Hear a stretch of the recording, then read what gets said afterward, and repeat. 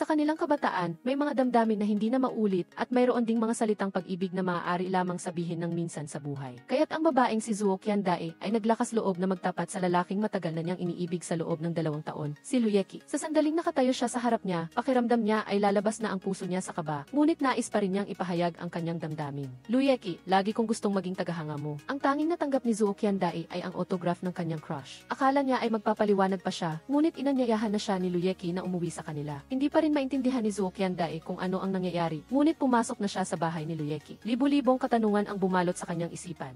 Marahil madalas siyang nag-uwi ng mga babae sa bahay. Baka ito ay isang fish pond para akitin ang mga babae. Akma niyang aalis na sana, ngunit natatakot siyang bigyan ng pagkakataon ang ibang karibal. Dahan-dahang lumapit si Luyeki at inutusan siyang lagyan ng itim na tinta ang mga blankong espasyo sa comic file. Pagkatapos ng 4 na oras, lubos na nasiyahan si Luyeki sa kakayahan ni Zuo Qiandae sa pagkulay. Naniniwala siya na ang kanyang pambihirang pasensya ay tutulong sa kanya na maging isang master ng blackening ng comics. Nag-alok siya na upahan siya bilang kanyang kanang kamay na asistan. Mabilis na tumanggi si Zuo Qiandae dahil hindi siya magaling sa pakikipag-away. Sa kanyang paningin, isa siyang masamang kabataan. Dati, madalas niyang nakikitang madilim ang mga mata nito at patuloy na gumagalaw ang pulso nito. Hinala niya ay mag-isa niyang nilabanan ang lahat ng mga gang. Ipinaliwanag ni Luyeki na ang mga dark circle sa kanyang mga mata ay dahil sa pagpupuyat sa pagguhit ng mga draft at ang kanyang pulso ay inflamed dahil sa patuloy na pagguhit sa buong taon. Sa pag-uwi, masaya si Zuo Qiandae dahil hindi pala masamang tao ang kanyang crush. Sinisi niya ang sarili niya dahil sinusundan niya ito sa loob ng 2 taon, ngunit hindi niya napansin na nagdodrawing pala ito ng comics. Nang tiningnan niyang muli ang autograph, nagulat siyang malaman na ang pen name ng sikat na artist na si Lee Meno ay si Luyeki. Ngunit ang mas nakakagulat pa, siya ang may-ari ng account na naglalantad ng mga kapintasan sa mga comics at pinakapinansin ang kanyang video na pumupuna sa mga gawa ni Lee Meno. Tunay na isang kamangha-manghang at mahirap ipaliwanag na masamang kapalaran. Si Luyeki naman ay gabi-gabing hindi natutulog at naghahanap ng solusyon dahil sa mga kritisismo ni Zuo Qiandae. Sa wakas, natagpuan niya ang taong tutulong sa kanya na gawing mas pantay ang pagkulay ng itim. Pagdating niya sa Dongsing University, naalala ni Zuo Qiandae ang mga araw na nagtatago siya sa likod ng pader, naghihintay sa anino ng lalaking matagal na niyang iniibig. Pagkaraan ng 4 na panahon, kabisado na niya kahit ang tunog ng mga yapak niya. Ngunit sa pagkakataong ito, mawawala kaya sa kanya ang pag-ibig na hindi pa nagsisimula. Ngunit habang nalilito at nagsisisi si Zuo Qiandae, biglang lumitaw si Luyeki sa likod niya. Sinubukan niya siyang kumbinsihin na maging kanyang assistant, ngunit natakot si Zuo Qiandae na maghihiganti si Luyeki. Sumama siya sa grupo ng mga tumatakbo at tumakas patungo sa gilid. Gayunpaman, hindi pa rin siya nakatakas sa kanya, kaya tumakbo siya patungo sa volleyball court. Naintindihan siyang miyembro ng ika-negatibo, 6 na super team. Instinctively na sinangga ni Zuo Qiandae ang bola gamit ang kanyang kamay at aksidenteng nakatulong sa koponan na makakuha ng panalong puntos. Ginamit niya ang kaguluhan upang magtago sa library. Gayunpaman, ang pagtitiyaga ni Luyeki ay hindi pangkaraniwan at hinabol pa rin siya nito. Alam niyang bawal magsalita sa library kaya humiram siya ng libro at ginamit ito upang ihatid ang kasabihang ang isang puno ay hindi makakabuo ng gubat, ngunit ang 3 puno ay makakabuo ng isang mataas na bundok. Ngunit hindi niya inakala na akala ni Zuo Qiandae ay tinawag niya ang maraming tao para bugbugin siya at pinayuhan niya itong bitawan ang kanyang pagiging matigas ang ulo sa buhay. Naisip ni Luyeki na ang pagsasama ng lalaki at babae ay lumilikha ng kakaibang bagay. Ngunit naisip ni Zuo Qiandae na ang isang lalaking may bukas na isipan ang kaibig-ibig. Bunga nito, ang tumpok ng mga librong pinagpapalitan nila ng impormasyon ay mas mataas pa sa kanilang ulo, kaya pinalabas silang dalawa sa library. Sa wakas ay nagkaroon ng pagkakataon si Luyeki na anyayahan si Zuo Qiandae na maging kanyang assistant. Nakahinga siya ng maluwag dahil hindi pa alam ni Luyeki na isa siyang comic critic sa online. Nagtaka siya kung ano ang kanyang magiging trabaho. Sinabi ni Luyeki na ihatid niya si Zuo Qiandae pauwi, natutulong sa kanya na maramdaman ang sitwasyon ng 2 pangunahing karakter. Ngunit sa tandem bicycle, seryoso si Luyeki kaya pakiramdam ni Zuo Qiandae ay naglilibot siya sa isang tourist spot, pinapatay niya ang lahat ng romantikong damdamin, patuloy na nag-aanunsyo lamang ng direksyon ng pagliko. Dahil hindi nakaramdam ng kilig si Zuo Qiandae, nagpa siya si Luyeki na hayaan na lang siyang umupo ng tahimik sa likod. Ngunit nanatiling matigas ang katawan nilang dalawa. Sinabi niya sa kanyang yakapin ang kanyang baywang, marahil ay magkakaroon ng kaunting emosyon. Ngunit mas lalong bumili si Luyeki sa pagpadyak ng bisikleta,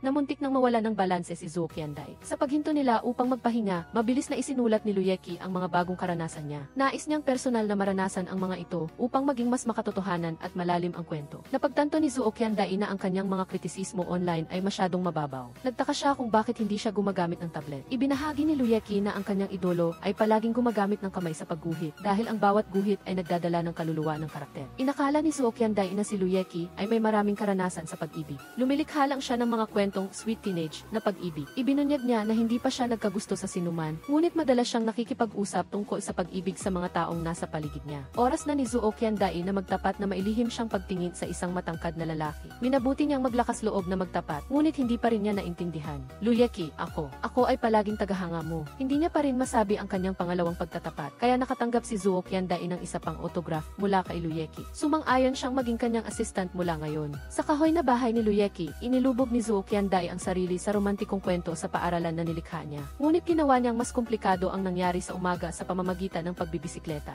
Sa isang kompetisyon para sa upuan sa likod ng male god. Nang sumunod na araw, naghanap si Zuo Qiandai ng impormasyon tungkol sa may akda na si Yumeno. Sikat siya sa kanyang detalyadong paglalarawan ng psikolohiya at sa kanyang magagandang guhit. Sinabi ni Zuo Qiandai sa sarili niya na ang eksena tungkol sa bisikleta ay isang sandali lang ng kahangalan niya. Saktong nakita niya si Luyeki na pinapatay ang ipis sa mesa. Nagsimula siyang magduda sa kanyang alias na Understanding the Heart of a Young Girl. Tinawag ni Zuo Qiandai si Luyeki sa kanyang pen name na Yumeno. Ibinunyag niya na ito ang unang pagkakataon na tinawag siyang ganoon ng isang kaklase dahil hindi siya pinaniniwalaan ng sinuman kahit ilang beses niya itong sabihin. Sa klase ng abnormal psychology, nagtaka si Zuo Qiandai kung bakit sinusundan siya ni Luyeki. Na isang science major, bakit siya nakikinig sa isang psychology lecture? Sinabi niya na sa kanyang bagong kwento, mayroong dalawang karakter na medyo kakaiba, kaya kailangan niyang kumuha ng isa zero-theoretical na batayan. Hindi pa rin maintindihan ni Zuo Qiandai kung bakit ang isang tuwid na lalaki na tulad ni Luyeki ay nagdodrawing ng teenage girl na comics. Naalala niya noong high school, isang kaklase ang naghamon sa kanya na magdrawing ng isang passionate teenage na comics. Pagkatapos niyang ipadala ang kanyang draft sa maraming publishing houses, nakatanggap siya ng tawag mula sa isang teenage girl comic magazine. Pinayuhan nila siyang gamitin ang pangalawang mag-asawa sa chapter 3 upang gawin itong isang comics na pinamagatang Let's Go on a Date. Dahil hindi pa siya nagkakaroon ng relasyon, ang mga karakter ay batay sa mga totoong tao. Dismayado si Zuo Qiandai nang malaman niya na iginuhit niya ang magandang karakter na si Mei nang may ganoong pagiging buhay. Ibinunyag ni Luyeki na tinatawag niya ito sa tuwing kailangan niyang mag-drawing at nag-overnight pa nga ito sa bahay niya noong nakaraang linggo. Namatay si Zuo Qiandai, iniisip ang mga romantikong sandali na naranasan ni Luyeki sa maraming iba pang babae. Hinabol niya ito at tinanong kung sino ang orihinal na karakter ni Mei. Naisip ni Luyeki na magkikita sila sa lalong madaling panahon dahil isa rin itong assistant niya. Sa cafeteria, nakita ni Zuo Qiandai ang isang babae na nagngangalang Mei na mukhang pareho ng karakter sa comics. Ngunit ang paraan ng pagtakbo nito ay hindi masyadong pareho. Dahil sa inis, hindi sinasadyang itinapon ni Zuo Qiandai ang isang flyer ng Key Invisible Rival na pelikula diretso sa kamay ni Luyeki. Saktong dumating ang isa pang assistant, si Chaiju. Nagsalita siya sa isang flirty na paraan sa mga tagahanga, tulad ng sa isang romantic novel. Ngunit pagkatapos ng bawat cheesy na linya, nahihiya siya sa sarili niya. Ibinunyag ni Luyeki na siya ang orihinal na karakter ni Mei. Una, nang makulayan na ang comics, masaya si Zuo Qiandai dahil wala siyang katunggali. Pinaalalahanan ni Zuo si Zuo Qiandai na magtanong kung mayroon siyang hindi naiintindihan. Ngunit kaya ni Zuo Qiandai na gawin ang trabaho ng maayos. Nakikita ang pagkabalisa ni Zuo. Sinabi ni Luyeki kay Zuo Qiandai na humingi ng tulong sa nakatatanda niya. Nagpanggap siyang hindi alam kung paano kulayan ang isang bagong hairstyle na siguradong makukuha ang atensyon ni Zuo. Hindi rin siya tumigil sa pagpuri na ikinatuwa ni Zuo. Sa oras ng pahinga, in-sketch ni Zuo Qiandai ang mga larawan ayon sa kanyang memorya. Ang mga guhit niya at ni Luyeki ay may kanya-kanyang estilo, habang si Zuo naman ay may negatibong pagbabago. Nagtaka si Zuo Qiandai kung ano ang tunay na lakas ni Zuo. Nagdrawing si Luyeki ng isang portrait ng isang dalagita at ibinigay ito kay Zuo Qiandai upang kulayan. Sa huli, dumating ito sa kamay ni Zuo. Hindi inaasahan, kaya niyang gawing isang kagubatan ang isang simpleng guhit. Kaya pala, ang pagguhit ng mga maliliit na detalye upang madagdagan ang atraksyon ng karakter ay ang lakas ni Zuo. Sakto, nakatanggap si Luyeki ng mensahe na na-reject ang draft ng tandem bicycle. Nagpanggap siyang kalmado, ngunit alam ni Zuo na sila ay nasa isang dead end dahil ang key Let's Go on a Date ay palaging nangunguna sa chart. Ngayon ay bumaba ito sa ika-negatibo 2 na ranggo at hindi na makabalik. Naisip ni Luyeki na naiguhit na niya ang lahat ng magagawa ng dalawang pangunahing karakter. May naisip si Zuo Qiandai na ideya na magdagdag ng isang bagong karakter. Batay sa kanyang karanasan sa pagbabasa ng mga kwento sa loob ng maraming taon, kapag masyadong payapa ang dalawang pangunahing lalaki at babaeng karakter, magkakaroon ng isang bagong karakter na lilitaw upang isulong ang kwento. Inirekomenda ni Zuo ang orihinal na karakter na ang prinsipe ng Dongxing University. Sa paaralan, nakilala ng grupo ang prinsipe ng Dongxing, si Ludao. Kahit na isa siyang babae na may matapang na estilo, kaya niyang manalo sa puso ng lahat ng dalagita. Ang mga sinasabi niya ay mas maganda pa sa isang romantic novel. Diretsong lumapit si Ludao kay Zuo Qiandai at tinanong kung hindi niya ito kilala. Naisip ni Zuo Qiandai na sa loob ng 2 taon, Walang pinapahalagahan maliban kay Luyeki. Biglang tumunog ang bell at dumating ang club president ng drama club, si Gu Zengxing, para sanduin si Lu Dao. Sa daan pa uwi, tinanong ni Zhuo Qianday ang tungkol sa triangular na briefs na simbolo sa comic draft. Sinabi ni Zhu na iyon ang pirma ng assistant sa background. Hindi pa niya ito nakikita, alam lang niyang minsan itong nag-overnight sa bahay ni Luyeki. Naalala ni Zhuo Qianday na nakita niya ang simbolo ng triangular na briefs sa script ni Lu Dao, kaya tumakbo siya sa drama club upang linawin ang bagay na ito. Buti na lang hindi niya alam ang simbolo na iyon.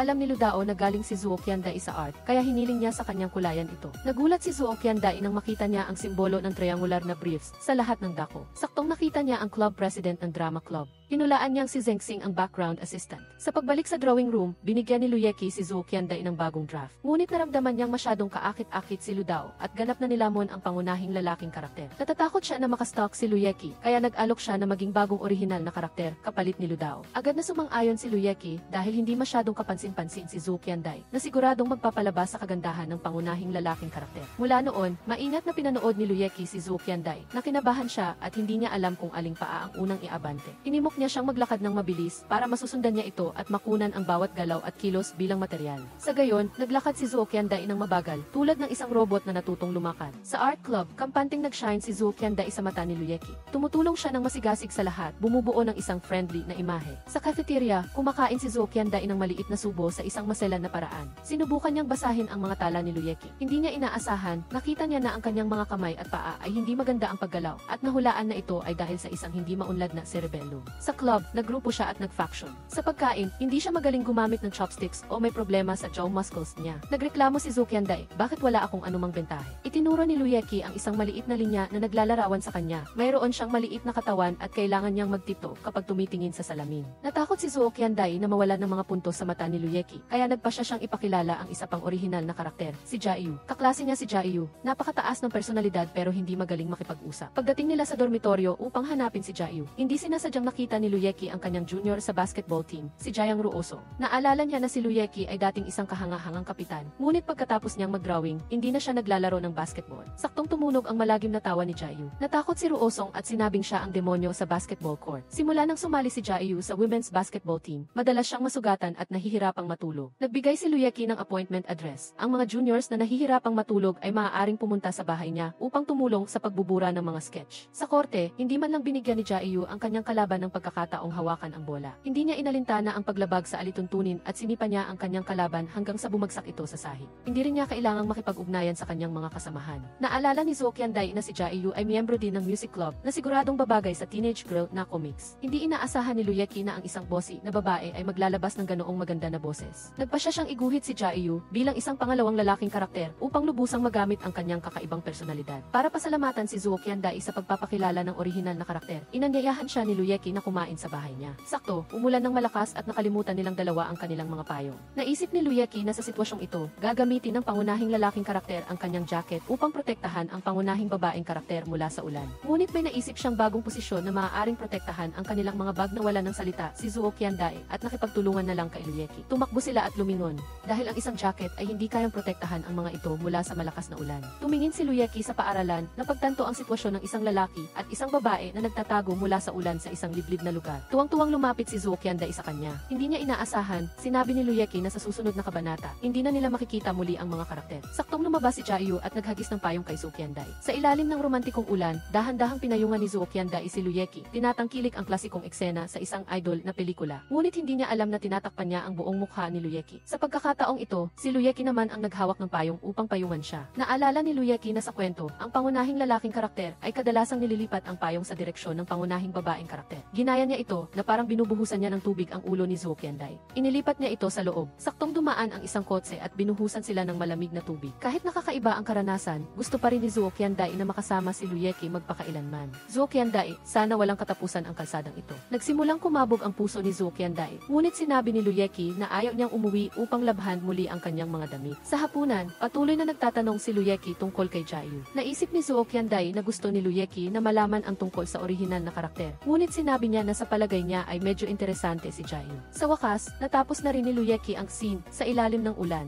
Tuwang-tuwa si Zhuo Qianday na basahin ito. Ngunit hindi niya inaasahan, iginuhit lamang niya ang kabayanihan ni Jia Yu sa pagpapahiram ng payo. Pagkatapos maghintay kay Luyeki sa paaralan, binigyan siya ni Zuo Qiandai ng pain relieving patch para sa kanyang tendonitis sa pulso. Ngunit tuwing naririnig niyang may gulo si Jiayu, mabilis na sumusunod si Luyeki. Biglang lumitaw ang isa pang personalidad. Sinisisi si Zuo Qiandai sa pagiging tanga at pagpapakilala sa kanyang matalik na kaibigan sa lalaking gusto niya. Bunga nito, talagang nagkagusto si Luyeki kay Jiayu. Ngunit sa drawing room, nakatanggap si Luyeki ng tawag mula sa editor ng publishing house, si Gong Jian. Nakita niya na ang pangunahing babaeng karakter, si Mei, ay mayroon lamang isang ekspresyon sa mukha kung nagdadala man siya ng pagkain sa pangunahing lalaking karakter na si Lin Mu o kung nahaharap siya sa kanyang karibal. Pinaalalahanan niya si Luyeki na subukang alamin ang nararamdaman ng karakter. Sa klase, palihim na binasa ni Luyeki ang kanyang gawa. Nagpasya siyang mabuhay sa loob ng isang araw bilang si Mei. Nagluto siya ng lunchbox para kay Zhu at sinubukan niyang gayahin ang kilos ng pangunahing babaeng karakter. Samantala, si Lu Dao ay kailangang mag-perform sa isang musical. Nag-aalala siya dahil ang kanyang boses ay napakasama, nasisira sa kanyang sikat na imahe sa loob ng maraming taon. Narinig niya na ang music club ay may isang mahusay na mga aawit, kaya humiling siya kay Zuo Qiandai na kumonekta sa kanya. Nagbuntong hininga si Zuo Qiandai dahil maging ang prinsipe ng Dongxing ay nagsisimula na ring maakit kay Jiayu. Pagdating nila sa music club, ipinakita ni Lu Dao ang kanyang napakalakas na boses na nagpapapunit sa mga eardrums ng mga tao sa paligid niya. Matalinong naglagay si Jiayu ng bulak sa kanyang mga tenga at binigyan si Lu Dao ng dalawang pagpipilian. Una, sumuko na agad o pangalawa, mag-aral ng isang taon at pagkatapos ay sumuko. Hindi inasahan ni Lu Dao na maging mahusay sa pag-awit, gusto lang niya na makita siya ng kaunti ni Kuya Zengxing. Pinayuhan ni Jiayu si Lu Dao na gumamit ng pisikal na aksyon upang makalimutan ni Zengxing ang musical.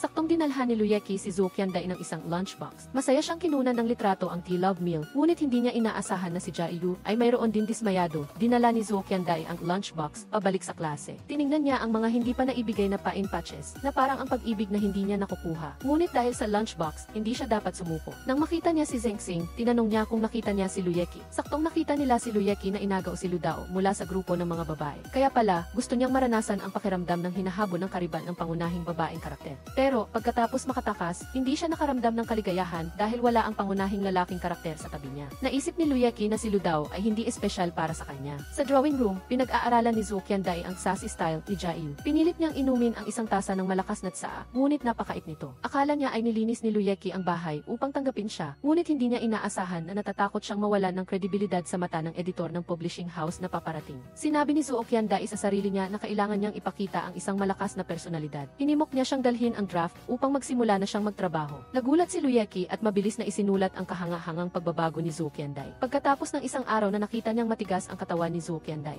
pinayuhan siya ni Luyeki na huwag gayahin si Jiayu. Nahulaan ni Luyeki na gusto ni Zuo Qiandai na tulungan siyang mag-drawing ng comics, ngunit maaari niyang direktang panoorin si Jiayu. Luyeki, hindi mo naiintindihan ang nararamdaman ko. Kinuha ni Zuo Qiandai ang notebook mula sa kamay ni Luyeki. Hindi niya inaasahan, sinabi niya na kulang siya sa tiwala sa sarili, kaya ginagaya niya si Jiayu. Nagalit siya at tumangging kulayan ang comics para sa kanya. Akmang hahabulin siya ni Luyeki nang aksidenteng nalaglag niya ang lunchbox na dinala niya kaninang umaga. Ngayon niya lang nalaman na bumili siya ng pain relieving patch para sa kanya. Agad siyang nagpadala ng mensahe, ngunit nahulaan ni Zhu na hindi siya sasagot. Batay sa kanyang karanasan sa pag-unawa sa puso ng mga dalagita, sigurado si Luyeki na sasagot si Zuo Qiandai sa loob ng 0 minuto. Gayunpaman, pagkatapos ng 2 oras, hindi pa rin tumutunog ang telepono. Iminungkahi ni Zhu na maglaro ng teenage girl na laro upang mas maunawaan ang nararamdaman ng mga babae. Nagpasya si Luyeki na makipagkaibigan sa isang karakter na pinakapapareho kay Zuo Qiandai. Pagkatapos makipag-chat sa dalawa na karakter hanggang umaga, sa wakas ay natagpuan din ni Luyeki ang paraan upang maging komportable ang isang babae, shopping. Nagpadala siya ng mensahe upang mag-imbita kay Zuo Qiandai sa isang date na agad namang nagpalamig sa galit nito. Sa tagpuan, sinubukan ni Zuo Qiandai na maging pouty, ngunit hindi ito napansin ni Luyeki at nagmadali siyang pumili ng mga regalo para sa kanya. Tinabo ni Zuo Qiandai ang mahahabang hakbang niya at hindi niya mapigilan ang kanyang masayang ngiti. Sa tindahan ng damit, pumili si Luyeki ng maraming damit para kay Zuo Qiandai. Umanga ang mga tao sa paligid nila. Sa tingin nila ay napakatamis niya. Hinimok ni Luyeki si Zuo Qiandai na subukan ang isa Sailor Moon na outfit dahil bagay ito sa imahe ng pangunahing babaeng karakter na si Mei. Gumawa siya ng dahilan na tumaba siya at tumangging isuot ang sexy na outfit na ito. Walang magawa si Luyeki kaya siya mismo ang sumubok sa outfit. Nais niya na sana'y mayroon siyang skeleto ng isang babae upang ang pag-indayog ng palda ay eksakto sa kanyang imahinasyon. Nagbuntong hininga si Zuo Qiandai nang makita niya na walang pakialam si Luyeki sa pagkuha ng 14 na natotoong material. Pagdaan nila sa isang tindahan ng comic toys, nakita ni Luyeki si Zhu na bumibili ng model ng isang dalagita. Habang tinitingnan ni Luyeki ang mga bagay, tinitingnan ni Zhu ang hair bow ni Zuo Qiandai. Naalala niya na sinabi ni Luyeki na madalas siyang gumagamit ng pulang bow na may puting polka dots. Nagyaon si Zhu at nagbuntong hininga na kailangan niyang magpuyat sa paglalaro ng teenage girl na laro kasama si Luyeki upang malaman kung paano suyuin si Zuo Qiandai. Biglang bumalik ang kaligayahan sa kanyang puso dahil talagang nagmamalasakit siya sa kanya. Pagkatapos mag-shopping, dinala ni Luyeki si Zuo Qiandai upang mag-release ng stress. Hindi niya inaasahan na ito ay sa pamamagitan ng paglutas ng mga problema sa matematika kasama ang isang grupo ng mga elementarya na mag-aaral. Dismayado si Zhou Qiandai dahil sa matematika. Sa kanyang puso, gusto niyang mag-drawing ng romantikong hugis puso. Kahit na ganoon, masaya siya nang masagot niya ng tama ang isang tanong. Nagtaka si Luyeki kung nakakaramdam siya ng stress bilang kanyang assistant. Itinanggi ito ni Zhou Qiandai dahil naiinip lamang siya kapag hindi siya nagiging kasing interesado ni Jiayu. Naisip ni Luyeki na mayroon siyang mga bagay na hindi matututunan ni Jiayu. Zhou Qiandai, ikaw ay kakaiba. Sa pagtingin sa ngiti sa labi ni Zhou Qiandai, pasimple siyang nagpasalamat sa elementarya na matematika at sa teenage girl na laro. Pagkatapos nilang maghiwalay sa mga bata, binigyan lang ni Luyeki ng regalo si Zhou Qiandai. Kaya pala, habang nakikipag-usap si Zhou Qiandai kay Zhu, bumili siya ng maraming pintura para sa kanya. Natuklasan ni Zhou Qiandai ang isang pahina ng comics na nagpapakita ng pangunahing lalaking karakter na humihingi ng tawad sa pagpapagalit sa pangunahing babaeng karakter. Inaasahan niyang maging masaya ito dahil talagang nagmamalasakit siya sa pangunahing babaeng karakter. Umiti si Zhou Qiandai, iniisip na nagtatapat sa kanya si Luyeki sa pamamagitan ng comics. Saktong tumawag ang editor upang imbitahan si Luyeki sa isang pulong upang talakayin ang mga kritisismo mula sa isang account na nagngangalang Gong Isa Zero Black. Sa rooftop, nakipagkita si Ruosong kay Jiayu. Hiniling niya sa kanyang huwag na lang magpakita sa basketball team. Ayaw niya sa kanya dahil binubuli siya nito at sinasabing kinukulit siya nito pagkatapos ng bawat pagsasanay. Nais ni Ruosong na sana si Jiayu. Dahan-dahan na gumagamit si Yu ng kalahati ng gintong boses sa music club kahit hindi pa niya ito nakikita, pero araw-araw niyang pinapakinggan ang musika nito sa puso ni Ruosong. Siya ay parang Diyos sa bawat gabi ay pinapatulog siya ni Ruosong na. Mahimbing inakala ni Yu na aamin sa kanya si Ruosong kaya patuloy niya itong nilalapitan. Sumakay siya sa parehong bus, gumawa ng mga kilos na parang bida sa isang romantic drama. Umupo pa siya sa kanyang hita at aktibong inanyayahan siya na manood ng scene. Wala na siyang magawa, hindi alam kung paano makikipag-ugnayan sa babaeng ito nang dumating sa art gallery. Nakita ni Qiandai si Yeki na nalulungkot. Sinabi niya na ang tagapamahala ng kasino na si Jiang Ruosong ay nakabalik na at lalahok sa susunod na pagpupulong. Lagi siyang mayroong mga nakakabaliw na ideya at pinipilit ang mga artist na iguhit ang mga ito, pero ang mas nakakatakot pa ay kakapromote lang niya bilang editor-in-chief ng publishing house. Hindi kita hahayaang lumaban mag-isa para maintindihan ni Qiandai kung gaano kasama si Ruosong. Dinala siya ni Yeki para makilala ang isa pang comic artist na si Yuli. Kinailangan niyang sundin ang gusto ni Ruosong na magdagdag ng mga rakuon sa kanyang detective story. Pinamahalaan pa niya ang social media account ni Yuli, pero ang mga larawan lang niya ang pinopost. Hindi papayagan ni Qiandai na sirain ni Ruosong ang obra ni Yeki sa publishing house. Nakilala ni Qiandai ang maalamat na demonyo. Nang marinig niyang naging assistant si Qiandai ay agad siyang nang asar na hindi niya naiintindihan ang kwento. Nagalit si Yeki dahil sa paghamak ni Ruosong kay Qiandai sa loob ng meeting room. Gusto ni Ruosong na magbago ang takbo ng kwento. Halimbawa, ang mga tao ay nakagat ng mga rakoon at naging zombie, pagkatapos ay ililigtas ng mga bida ang mundo. Sa tingin ni Yeki, ang kanyang obra ay may temang romantic school drama. Nagpakita si Ruosong ng data na nagpapatunay na hindi umuusad ang kwento ni Yeki. Sa loob ng 6 na buwan, naisip ni Qiandai ang dahilan na labis na pakikialam ni Ruosong sa kwento. Sa halip na bigyan ng creative space ang artist, ay iginigit niya na isama ang kanyang personal na interes sa trabaho. Kung gusto niya ng hayop, dapat pumunta siya sa zoo. Bakit kailangang ilagay sa comics? Hindi inasahan ni Yeki na ganoon katapang si Qiandai. Hindi pa sumusuko si Ruosong at patuloy na inilalabas ang mga pang-insulto mula sa account na Gong Jian. Sinabi niya na wala sa katinuan ang bida na si Lin Mo para magkagusto sa bidang babae na si Mi. Nang makita lang ang hair clip, nagtago si Qiandai sa banyo. Takot na malaman ni Yeki na siya si Gong Jian. Pag-uwi ay naaalala ni Qiandai ang mga ideal at dedikasyon ni Yeki sa comics. Sinisisi niya ang sarili na hindi pa niya lubusang naunawaan ang kwento, pero mabilis na siyang nang iinsulto online. Biglang tumawag si Yeki at sinabing mayroon si Gong Jian ng ibang pananaw sa obra. Gusto niyang subukan ang mga suhestyon kasama si Qiandai. Dahil sinabi ni Gong Jian na pambata ang kwento, nagpa siya si Yeki na subukang maging isang bad boy siya, at si Zhu ay nagbihis ng maangas at hinintay ang reaksyon ni Qiandai nang marinig niyang sinasabi nitong masyado siyang makulay at panlabas lang. Nagpa siya si Yeki na mag-cutting classes para maging isang tunay na luko-luko, pero hindi madaling maging isang bad boy. Naaalala niyang ginaya ni Qiandai si Jiayu, kaya hiniling niya na apihin siya nito. Nag-alay si Qiandai para sa sining at mapagmataas na kinuha ang lunchbox ng kanyang kaklase. Isang saglit pa ay nagpapanggap siyang malakas, pero sa sumunod na saglit ay naglaho ang kanyang pagiging matapang dahil sa sobrang sarap ng pagkain sa likod ng eskwelahan. Naisip ni Yeki ang ideya na umakyat ang bida sa puno para mag-cutting classes at biglang bumaba para iligtas ang bidang babae. Sigurado si Zhu.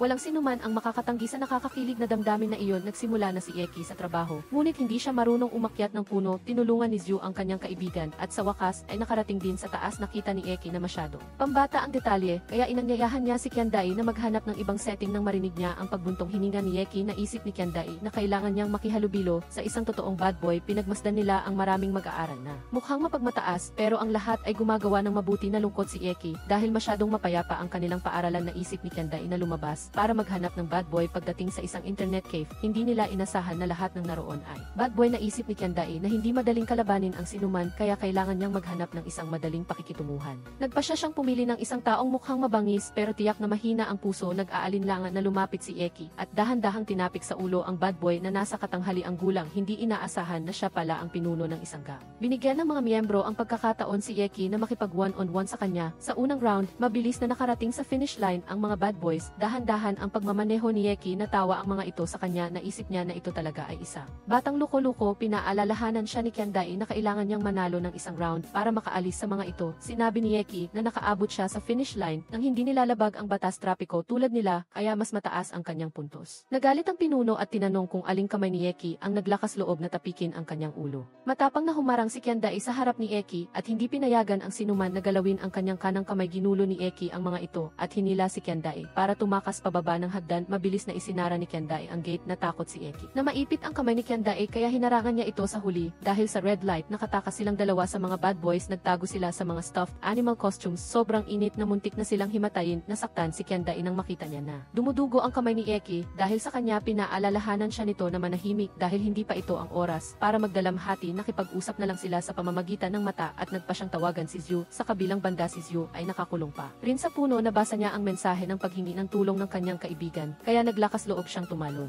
Mabuti na lang at may isang kamay na sumalo sa kanya na nagparamdam sa kanya ng damdamin ng bida sa isang romantic drama. Nang marinig na malapit na ang Chinese Poetry Convention, napilitang patawarin ng mga bad boys si Eki. Paglabas nila sa mga stuffed animal costumes, ginamot ni Kiandai ang sugat sa kamay ni Eki. Sinisisi niya ang sarili na wala siyang silbi at nakaapekto sa trabaho nito. Hindi sinisi ni Eki si Kiandai dahil naipagtanggol niya ang mas mahalaga kaysa sa kanyang kanang kamay. Habang nagiging emosyonal si Kiandai, sinabi ni Eki na ang mahalaga ay ang draft. Nang isinara niya ang gate, ang kanyang bag ay nasa labas pa rin. Naramdaman ni Eki na napakasaya ng araw na ito at inaasahan niya ang pagpapatunay sa susunod na araw. Dahil natatakot siyang masaktan si Eki, nagmungkahi si Kiandai. Subukan ang mga item na may mababang panganib. Na alala niya na dati ay sinabi ni Gong Jian na walang kwenta ang kwento dahil hindi gumagamit ng telepono ang bida, pero nasa tamang oras siya kapag kailangan siya ng bida. Kung makakayanan natin ang isang araw na walang telepono, patunay na makatwiran ang kwento. Sa Huayuan Plaza, tumakbo si Kiandai para hanapin si Eki. Tinitingnan ang matangkad at payat na likod. Masaya siyang lumapit sa kanya, pero ang totoo, ang pagiging walang telepono ay napakahirap. Sa kabilang banda, si Eki ay naghihintay kay Kiandai. Isang lalaki ang nakarinig na wala siyang telepono at ipinagyabang ang kanyang iPhone 18. Inakala ni Eki na ibibigay niya ito sa kanya, pero inakusahan siya ng pagnanakaw. Dumating ang security team para ayusin ito.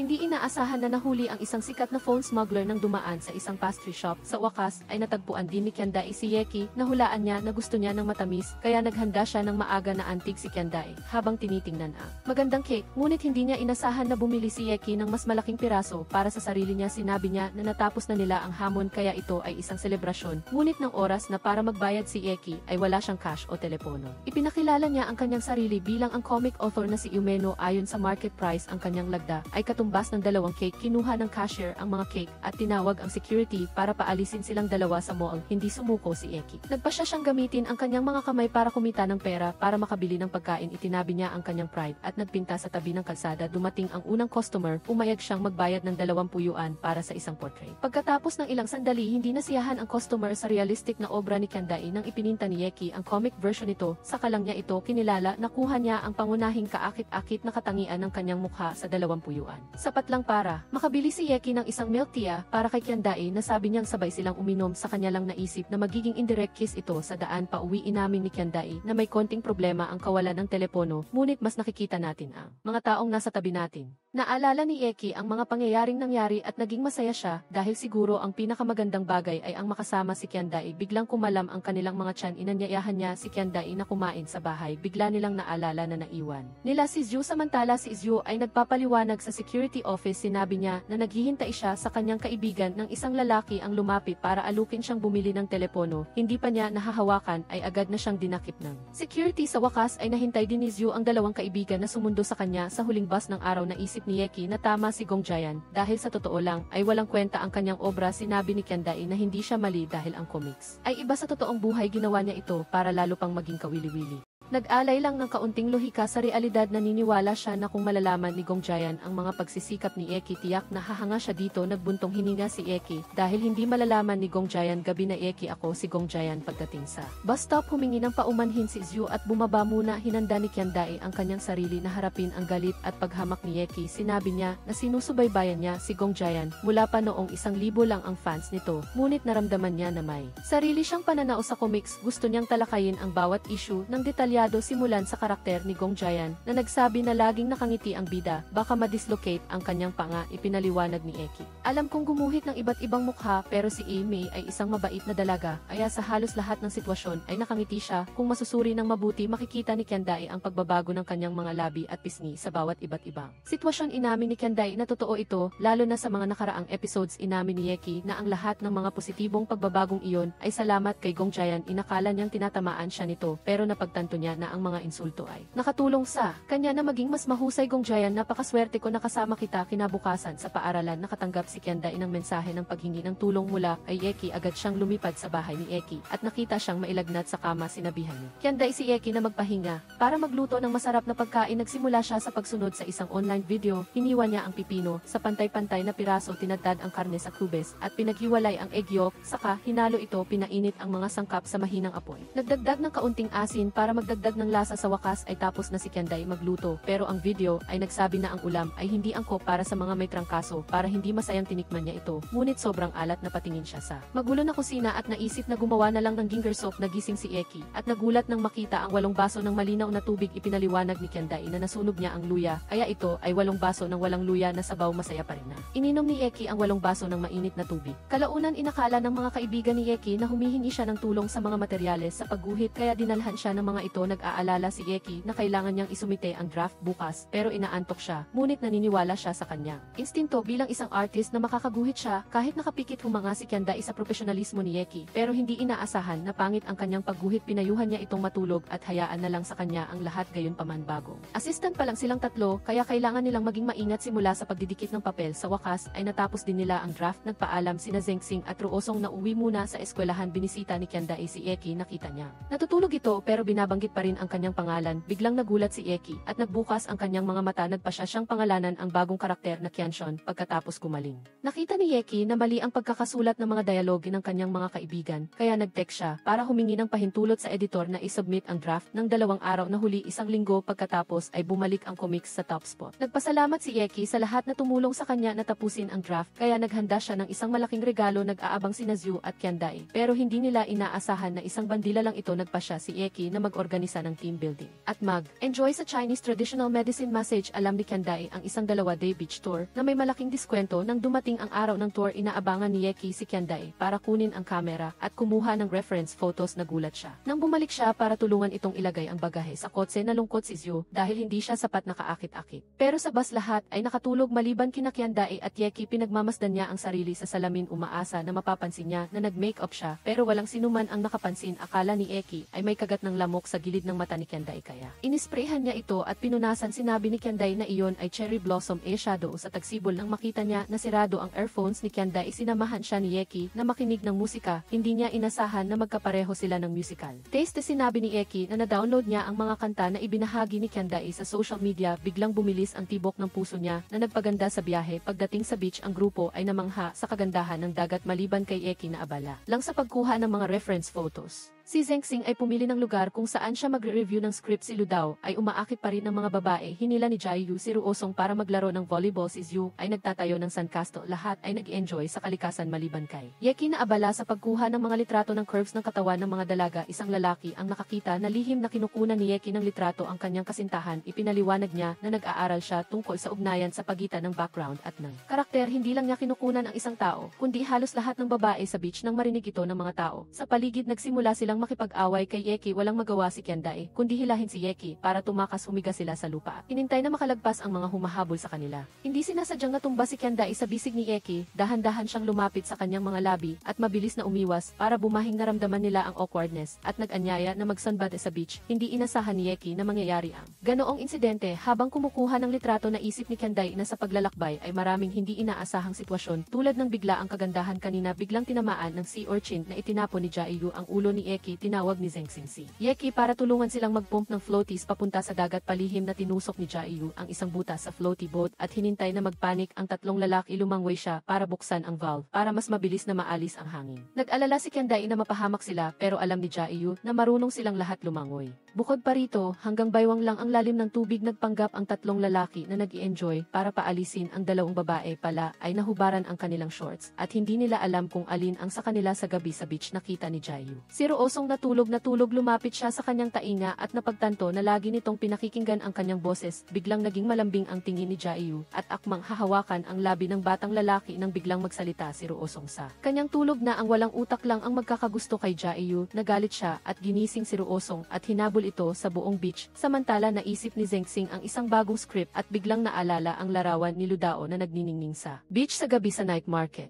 Gusto ni Kiandae na manghuli ng mga isdang magkasintahan kasama si Yeki. Bigla niyang napansin ang isang isda na iniwan ang kanyang kapares at sumama sa iba. Pinayuhan niya ang may-ari na lagyan ng numero ang mga isda para malaman ng lahat kung alin pares ang magkasintahan. Nang makita ni Kiandae na naghahanda ang may-ari na manakit ay agad niyang hinila si Yeki para umalis sa gabi. Habang bumibili ng cotton candy nakita ni Yeki ang isang mag-asawa na nag-iinom mula sa parehong tasa ng milk tea. Naramdaman niya na masaya sila kaya gusto rin niyang sabay silang kumain ng cotton candy ni Kiandae. Sa ilalim ng gabi pinagmasdan ni Kiandae ang mukha ni Yeki. Lumingon siya at nakita ang kanyang tingin. Kiandae, bakit mo ako tinitingnan? Hinulaan ni Yeki na hinahangaan ni Kiandae ang kanyang tangkad na mas malapit sa kalangitan. Gusto niya itong dalhin sa lugar na pinakamalapit sa mga bituin. Ito ay ang Ferris wheel. Inakala ng empleyado na hindi maglalaro si Yeki kaya hindi sinasadyang isinara niya ang pinto ng compartment ni Kiandae. Napilitan si Yeki na umupo sa ibabang compartment at itinutok ang kamera sa kanya para kunan siya ng litrato. Hawak niya ang kanyang panulat para paalalahanan siyang umiti ng maganda. Si Kiandae ay umasa sa mga drawing sa bintana at nag-post ayon sa mga suhestyon ni Yeki. Naisip niya ang isang eksena kung saan tinitingnan ng bidang babae ang mga bituin at nagre-retouch ng makeup saka ipinapahayag ang kanyang pagmamahal sa kanyang minamahal. Sa kabilang banda, gusto ni Kiandae na magkaroon sila ng litrato ni Yeki kaya gumuhit siya ng portrait ng dalawa. Nang biglang gumuhit si Yeki ng hugis puso na hindi sinasadyang pumalibot sa drawing ni Kiandae. Kahit nasa dalawang magkaibang compartment sila, ang kanilang mga puso ay napakalapit. Pagbalik sa art gallery, isinama ni Yeki ang detalye ng Ferris wheel sa kwento. Sinabi niya na hindi para sa reference ang paglalaro nila kundi dahil hindi niya mapigilang iguhit ang pinakaromantikong eksena sa kanyang puso. Nagtaka si Kiandae kung bakit walang dialogue ang bida. Gusto sanang isulat ni Yeki na ang Starry Night FFE ay parang nagniningning na mata ni May. Gusto ni Kiandae na makarinig ng mas matamis na salita mula kay Yeki kaya sinabi niya na medyo walang lasa ang dialogue. Agad niyang sinabi na sana ay tumigil ang oras para sa akin, ikaw lang ang nasa aking paningin. Hindi inasahan ni Kiandae na ganoon kagaling si Yeki sa panliligaw. Biglang dumating si Zhu para humingi ng tulong dahil kailangan niyang dumalo sa isang gathering para makipagkaibigan. Sa weekend napilitan si Yeki na isara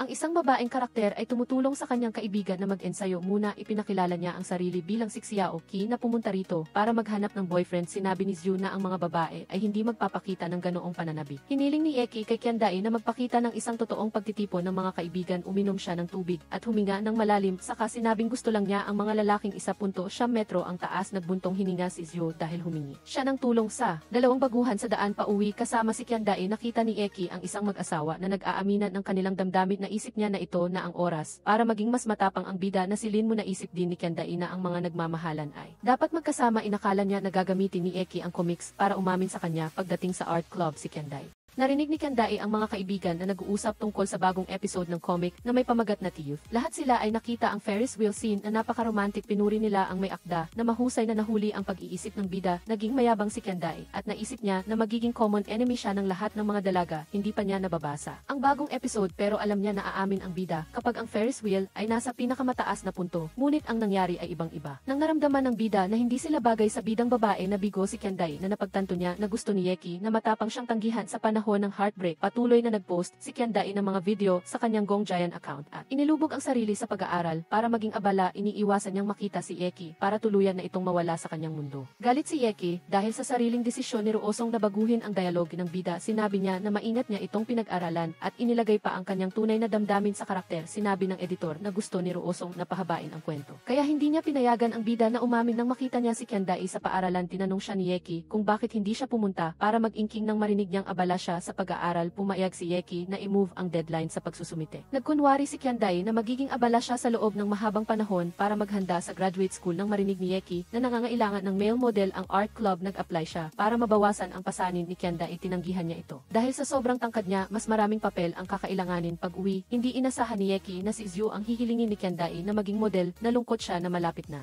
hindi siya makapunta para mag-ingking. Nagtanong siya sa mga senior students para sa tips sa graduate school at ibibigay niya ito kay Kyandai. Kapag naayos na sa art club, ginawa ni Zhu ang lahat ng post para pasayahin ang mga babae. Sumugod si Yeki at binigyan si Kyandai ng mga materyales para sa graduate school. Pinaalalahanan ni Kyandai ang sarili na huwag mag-assume dahil kailangan lang niya ng comic assistant. Nakita ni Yeki si Zhu na nagmumodelo kaya humiram siya ng papel para kunin ang reference. Nang makita ni Kyandai na nakatingin sa kanya si Yeki, umasa siya na ginuguhit niya ang kanyang portrait. Pagkatapos ng drawing session, nagunahan ang mga babae na humingi ng number ni Zhu. Pinuntahan ni Kyandai para tingnan ang drawing ni Yeki pero ang iginuhit lang niya ay ang pose ni Zhu. Umalis siyang nagtatampo at hindi niya alam na ang kanyang mga hakbang ay sinusundan ni Yeki. Hinabol siya nito at binigyan ng guidebook. Sinabi niya ng direkta na hindi siya mag-i-exam sa graduate school at hindi na rin siya babalik para mag-inking. Para sa kanya, Kyandai, nagalit ba kita? Galit na pumasok si Kyandai sa klase. Pag-uwi, hindi na makapag-inking si Yeki ng kahit isang pahina dahil iniisip niya kung paano niya nagalit si Kyandai. Dumating si Zhu at nahulaan na heartbroken si Kyandai. Pala ay nag-post siya sa kanyang Gong Giant account at ipinahayag ang kanyang pakikiramay sa karakter na tinanggihan sa pag-ibig. Sinisi ni Zhu si Yeki na ang comics lang ang iniisip niya at walang pakialam sa kanyang assistant. Nagtataka si Yeki kung may gusto ba talaga si Kyandai kinabukasan sa paaralan.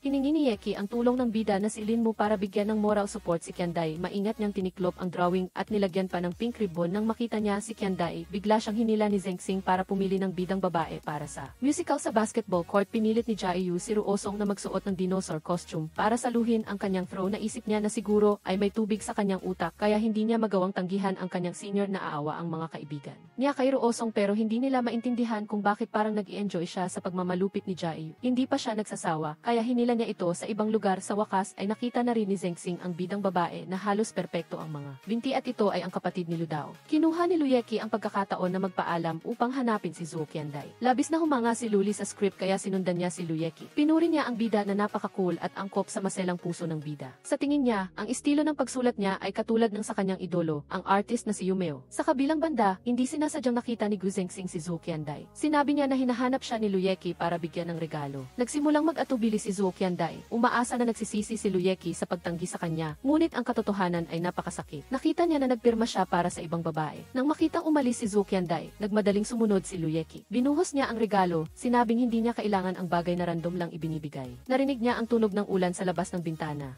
Naalala ni Zhu Kyandai ang kanyang mga alaala kasama si Yeki. Samantala, hindi rin niya inaasahan na ganoon siya kabago dahil sa pag-ibig. Tamang-tama, dumating ang kanyang mga kaibigan at nagplano ng slumber party dahil sa malakas na ulan. Tinanong ni Yeki ang bawat isa kung paano akitin ang isang babaeng galing sa Briaco. Iminungkahi ni Jiang Ruosong na sumulat ng isang motivational letter o maglaro ng basketball. Naniniwala si Zheng Xing na dapat itong maging ingrande tulad ng sa isang dula at pagkatapos ay ikulong siya sa kanyang lead. Si Chaizu, sumunod sa genre ng romantic, ay pinayuhan ang bida na maging tulad ng isang mapang-abusong dalhin siya sa isang marangyang restaurant at kung hindi ito gumana, ang tanging paraan ay hanapin ang sagot sa isang laro ng dalaga. Samantala, dumating din sina Jiayu at Ludao upang aliwin ang kanilang matalik na kaibigan. Naramdaman ni Zhu Kyandai na siya ay maswerte. Dahil kasama niya ang kanyang mga kaibigan sa maulan na araw na iyon, nagpa siya si Zhu Kyandai na magpaalam sa kalungkutan at hanapin ang ritmo ng isang bagong buhay. Binuksan niya ang bintana at nakita ang figura ni Zhu Kyandai. Mabilis na tumakbo si Yeki upang salubungin siya, ngunit biglang nawala ang kanyang ngiti dahil hindi si Zhu Kyandai ang nasa harapan niya. Nagtaka siya kung ano ang ginagawa ng babae at kung galit pa rin ba ito sa kanya. Pagka-uwi, nabasa ni Yeki ang status ni Zhu Kyandai at naisip niyang tulungan itong muling mahanap ang tibok ng puso nito. Maaga sa umaga, nakatanggap si Zhu Kyandai ng serye ng mga mensahe mula kay Yeki, ngunit nagpa siya siyang huwag sumagot dahil ayaw na niyang mag-ilusyon pa. Pagdating niya sa library, nakatanggap si Zhu Kyandai ng isang walang pangalang regalo. Nang buksan niya ito, nagulat siyang makita ang isang time bomb. Tumakbo si Yeki upang ipaliwanag na isa lang itong toy bomb. Naghanda rin siya ng rosas upang sorpresahin siya. siya. Masayang tinanggap ni Zhou Qianday ang rosas, ngunit hindi niya inaasahang naputol ang buong kamay. Naghihintay kay Zhou Qianday sa campus, sinadya ni Luyeki na suotin ang kanyang shirt ng baligtad para takutin siya. Tinulungan niya itong dalhin ang mga gamit nito sa art room, ngunit natatakot siyang masira ang kanyang plano na lumikha ng isang tibok ng puso doon. Sa klase, patuloy na bumaling si Luyeki kay Zhou Qianday. Nagtaka siya kung plano pa ba niyang gumawa ng isa pang sorpresa. Tamang-tama, tinawag ng guro si Zhou Qianday upang iulat ang kanyang takdang aralin, ngunit hindi pa siya handa. Tumayo si Luyeki na parang isang bayani at ibinigay sa kanya ang AFP ng kanyang takdang aralin. Natatakot siyang gumawa ng isang bagay na baliw, kaya sinabi niyang hindi pa siya nakagawa ng ulat. Tinawag ng guro ang dalawang mag-aaral na nag-aagawan sa whisky at pinaalis sila sa klase. Sinabi ni Luyeki na nag-aalala siya na hindi maganda ang pakiramdam ni Zhou Qianday kaya't siya na mismo ang gumawa ng takdang aralin. Narinig niya ang kumakalam na sikmura nito, kaya mabilis siyang naglabas ng lunchbox. Inakala ni Zhou Qianday na puro kanin lang ang laman nito, ngunit hindi niya inaasahang tinago ni Luyeki ang pagkain sa ilalim. Sa wakas, gumawa din siya ng isang bagay na nagpaluwag sa pakiramdam niya. Pauwi, humingi ng paumanhin si Luyeki dahil sa pagiging abala sa kanyang comic book project kaya't hindi niya siya nabigyan ng sapat na atensyon. Sinabi ni Luyeki na iniba ni Qianye ang confession ng bida sa isang rejection kaya nag-away sila. Napagtanto ni Zhou Qianday na ang linya ay hindi ang nasa isip ni Luyeki at ang plano ng T-Heartbeat ay ang paraan niya ng pagpapakita ng pag-aalala.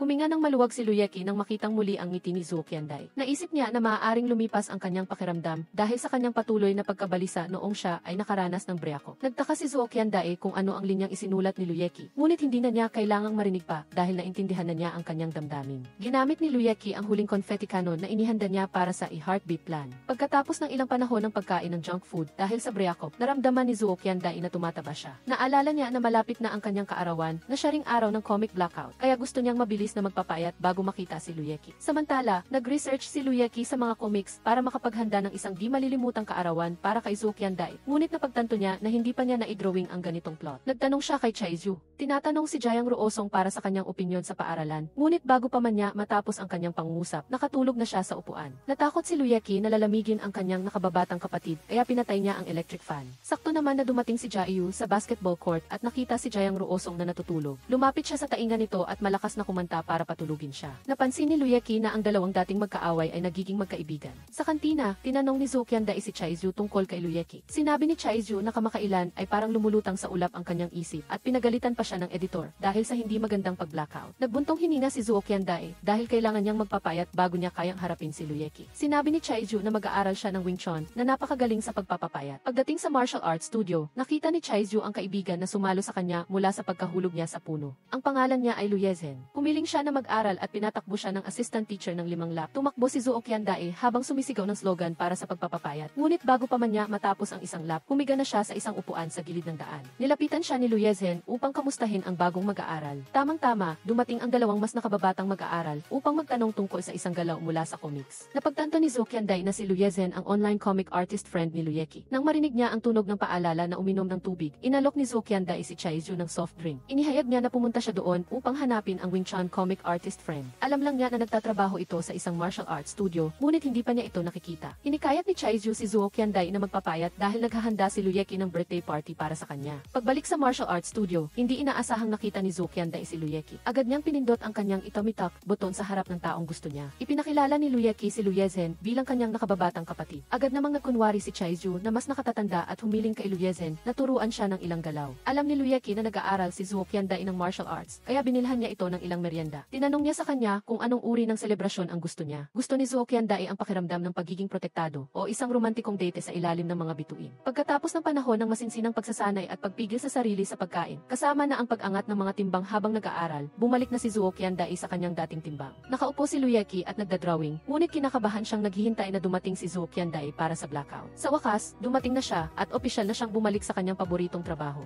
Sinabi ni Luyeki na ang bagong kabanata ay nakatuon sa mga supporting character dahil abala siya at wala siyang oras upang magtipon ng bagong material. Lihim na naisip ni Zhou Qianday na naghahanda siya ng birthday party para sa kanya. Sinadya niyang mag-pose upang ipakita ang kanyang pagiging dalaga. Totoong napansin ni Luyeki na ibang-iba si Zhou Qianday na nagiging mas matipuno siya dahil sa martial arts. Dismayado siya dahil kabaliktaran ang epekto ng kanyang pagpapapayat. Gayunpaman, ang birthday note sa kalendaryo ni Luyeki ang nagpasaya sa kanya. Samantala, isang kaibigan mula sa basketball team ang nakakita kay Jiayu na tinakpan si Jiang Ruosong ng jacket. Naniniwala ang lahat na ang isang babae ay nagiging mas malumanay kapag umibig. Sinabihan nila si Jiang Ruosong na magpanggap na magtapat upang ibalik ni Jiayu ang court sa men's team. Nakikipagkita kay Jaeyu sa rooftop. Tinanggap ni Jae ang ruosong nagampanan ang isang pag-ibigan para sa kinabukasan ng basketball team. Jaeyu, gusto kita. Inakala niya na nagpapanggap lang siya, ngunit ang kanyang puso ay biglang kumabog ng mabilis. Nagmadaling tumakas si Jaeyu dahil namumula ang kanyang mukha. Sa araw ng kanyang kaarawan, dinala ni Luyeki si Zhou Qiandae upang maglaro ng role-playing game. Nagkunwari si Luyeki na nangongolekta ng material, ngunit hinala niya na tinutupad niya ang hiling niya sa kaarawan na bigyan siya ng pakiramdam ng proteksyon. Gayunpaman, ang labanan ay napakatindi kaya't hindi na siya makatayo. Zhou Qiandae, poprotektahan kita. Inilarawan ni Zhou Qiandae ang senaryo kung saan matapang na nakikipaglaban si Luyeki upang protektahan siya sa kanyang mga bisi. Ngunit sa katunayan, pagka-atake niya, namatay siya. Si Zhou Qiandae, na puno ng galit, ay nagpaputok ng baril sa ere. Sa huli, bumagsak siya sa tabi ni Luyeki. Sa ikalawang round, determinadong protektahan ni Luyeki si Zhou Qiandae. Nakakita siya ng ipis at sumigaw, na ikinagulat niya at itinutok ang baril sa kanya. Bilang resulta, namatay si Zhou Qiandae sa ilalim ng baril ng lalaking mahal niya. Ngunit dahil sa malupit na laro, dinala ni Luyeki si Zhou Qiandae sa karera. Pagkasakay nila, nakita nila ang isang taong bumagsak sa kanyang motorsiklo at kinailangang dalhin sa emergency room. Pinili ni Luyeki ang isang double-seater na motorsiklo para maprotektahan si Zhou Qiandae. Gayunpaman, mas mabagal ang bilis niya kaysa sa paglalakad. Pagdilim, nakarating na si Luyeki sa finish line at nagulat si Zhou Qiandae nang magising.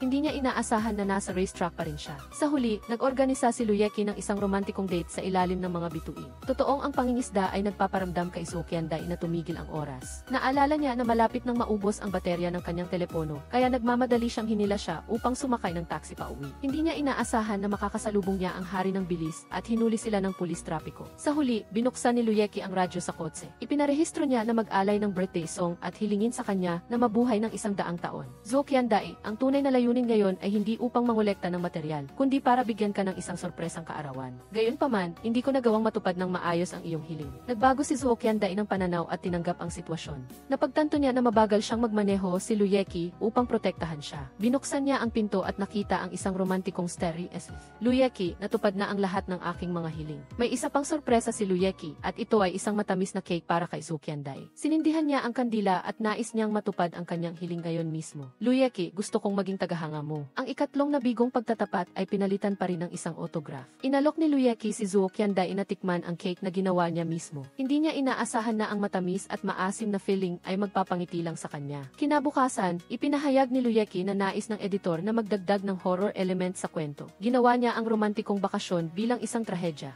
Pinuri ni Zhou Qiandae ang simula na nakakakilig, ngunit walang climax dahil hindi pa naiisip ni Luyeki ang susunod na detalye. Para makakuha ng inspirasyon, inaya ni Luyeki ang kanyang mga kaibigan na manood ng horror movie. Natatakot na sumandal si Chaizhu sa kanyang matalik na kaibigan kahit hindi pa nagsisimula ang pelikula. Gusto ring magkunwaring mahina ni Zhou Qiandae para mayakap siya ni Luyeki, ngunit napaka-boring ng pelikula. Nang makita si Luyeki na malungkot, nagpa siya si Zhou Qiandae na ikwento ang isang bawal na alamat. Narinig niya na ang Dongsheng University ay itinayo sa isang dating battlefield. Sa tuwing tahimik ang gabi, maraming estudyante ang nakakarinig ng mga tunog ng kabayo. Naalala ni Luyeki na mayroong isang film crew na nagtatayo ng set, kaya gusto niyang subukan ang kanyang tapang doon. Gumamit si Chaizhu ng dahilan na abala siya sa pagsasanay ng martial arts, kaya tumanggi siyang sumama. Pagdating sa hallway ng paaralan sa gabi, mahigpit na humawak si Zhou Qiandae sa lailayan ng damit ni Luyeki. Ngunit kahit na matapos nilang libutin ang buong lugar, wala pa rin silang narinig na tunog ng kabayo. Biglang may kakaibang tunog at nalaman nilang ito pala ay ang paghilik ng gwardiya. Naalala ni Ludao na sa lumang art club may nangyaring nakakatakot. Sa gabi, gumagalaw ang mga plaster statue. Hinila ni Ludao si Gu Zengxing para sumagot ng tawag at sinabi niya sa dalawa na maghintay hanggang gabi. Nang makita si Zhou Qiandae na nag-aalala, lumapit si Luyeki sa kanya. Kinabahan si Zhou Qiandae at gustong hawakan ang kamay ni Luyeki. Tamang-tama, nasaksihan niya mismo ang paggalaw ng mga plaster statue at mabilis niyang hinila si Zhou Qiandae palabas ng silid. Ang init ng kamay ni Luyeki ay parang pinawi ang takot sa puso ni Zhou Qiandae. Paglabas, tinanong ni Zhou Qiandae si Luyeki kung nakakuha na siya ng inspirasyon. Sinabi niya na talagang natakot siya at gusto lang niyang protektahan siya ng maayos. Sa katunayan, lihim na inilipat ni Ludao at Gu Zengxing ang mga plaster statue upang mapalaki ang damdamin ni Luyeki. Matapos basahin ang bagong draft, sinabi ni Qianye na ang horror detail ay napaka-boring. Sinabihan niya si Luyeki na pumunta sa isang escape room sa labas ng bayan upang personal na maranasan ang totoong takot. Pauwi, nagtaka si Zhou Qiandae kung bakit sumuko si Luyeki kay Qianye. Naisip niya na kung siya ay lalaban, gagawin nitong mahirap ang buhay para sa editor at sa iba pa. Sinabi ni Luyeki, gaano man katakot ang escape room na iyon, magkasama tayo. Nagkasundo silang magkita sa escape room sa labas ng bayan. Ang bawat isa ay puno ng pananampalataya na poprotektahan nila ang kanilang mga kasama na nasa unahan. Dinala sila ng isang empleyado empleyado sa isang madilim na silid upang simulan ang pagtuklas sa lumang bahay. Matapang na kumatok si Chaizu sa pinto ng escape room, ngunit hindi niya inaasahan na mahihila siya papasok. Isang boses ang nagsabi na kailangang maghati ang grupo sa maliliit na pangkat upang hanapin ang susi na magbubukas ng escape room at iligtas ang kanilang kaibigan sa loob. Sa isang saradong silid, hindi sinasadyang natapakan ni Jayang Ruosong ang paa ng kanyang nakatatandang babaeng kapatid. Sinabi ni Jaeyu na kailangan niyang linisin ang kanyang sapatos. Naisip niya na umupo na lang sila doon sa loob ng 2 oras at maghintay na iligtas ng kanilang mga kaibigan si Chaizu. Samantala, sina Ludao at Gu Zengxing ay dumating sa escape room na may maraming props. Nagtaka siya kung bakit hindi siya nagtanghal sa entablado. Naalala ni Gu Zengxing na sa Moon Festival, hindi niya sinasadyang nasunog ang kanyang co-star. Sa Lunar New Year Festival, tinamaan ng ilaw sa ulo ang bida. Sa anibersaryo ng paaralan, hindi sinasadyang nahulog ang kanyang co-star mula sa mataas na lugar papunta sa entablado. Ang mga aktor na nakatrabaho ni Gu Zengxing ay nakaranas ng aksidente. Nagpasya siyang bumalik at maging direktor ng script. Ang multo sa lamesa ay bumangon at sumigaw, ngunit hindi nito naputol ang kanilang usapan. Nais ni Ludao na maging co-star ni Gu Zengxing, ngunit ayaw niya itong saktan. Kailangan lang ni Gu Zengxing na magningning si Ludao sa entablado upang matupad ang kanyang di tapos na hiling. Ang multo ay naiyak sa galak dahil pangarap din itong maging isang artista.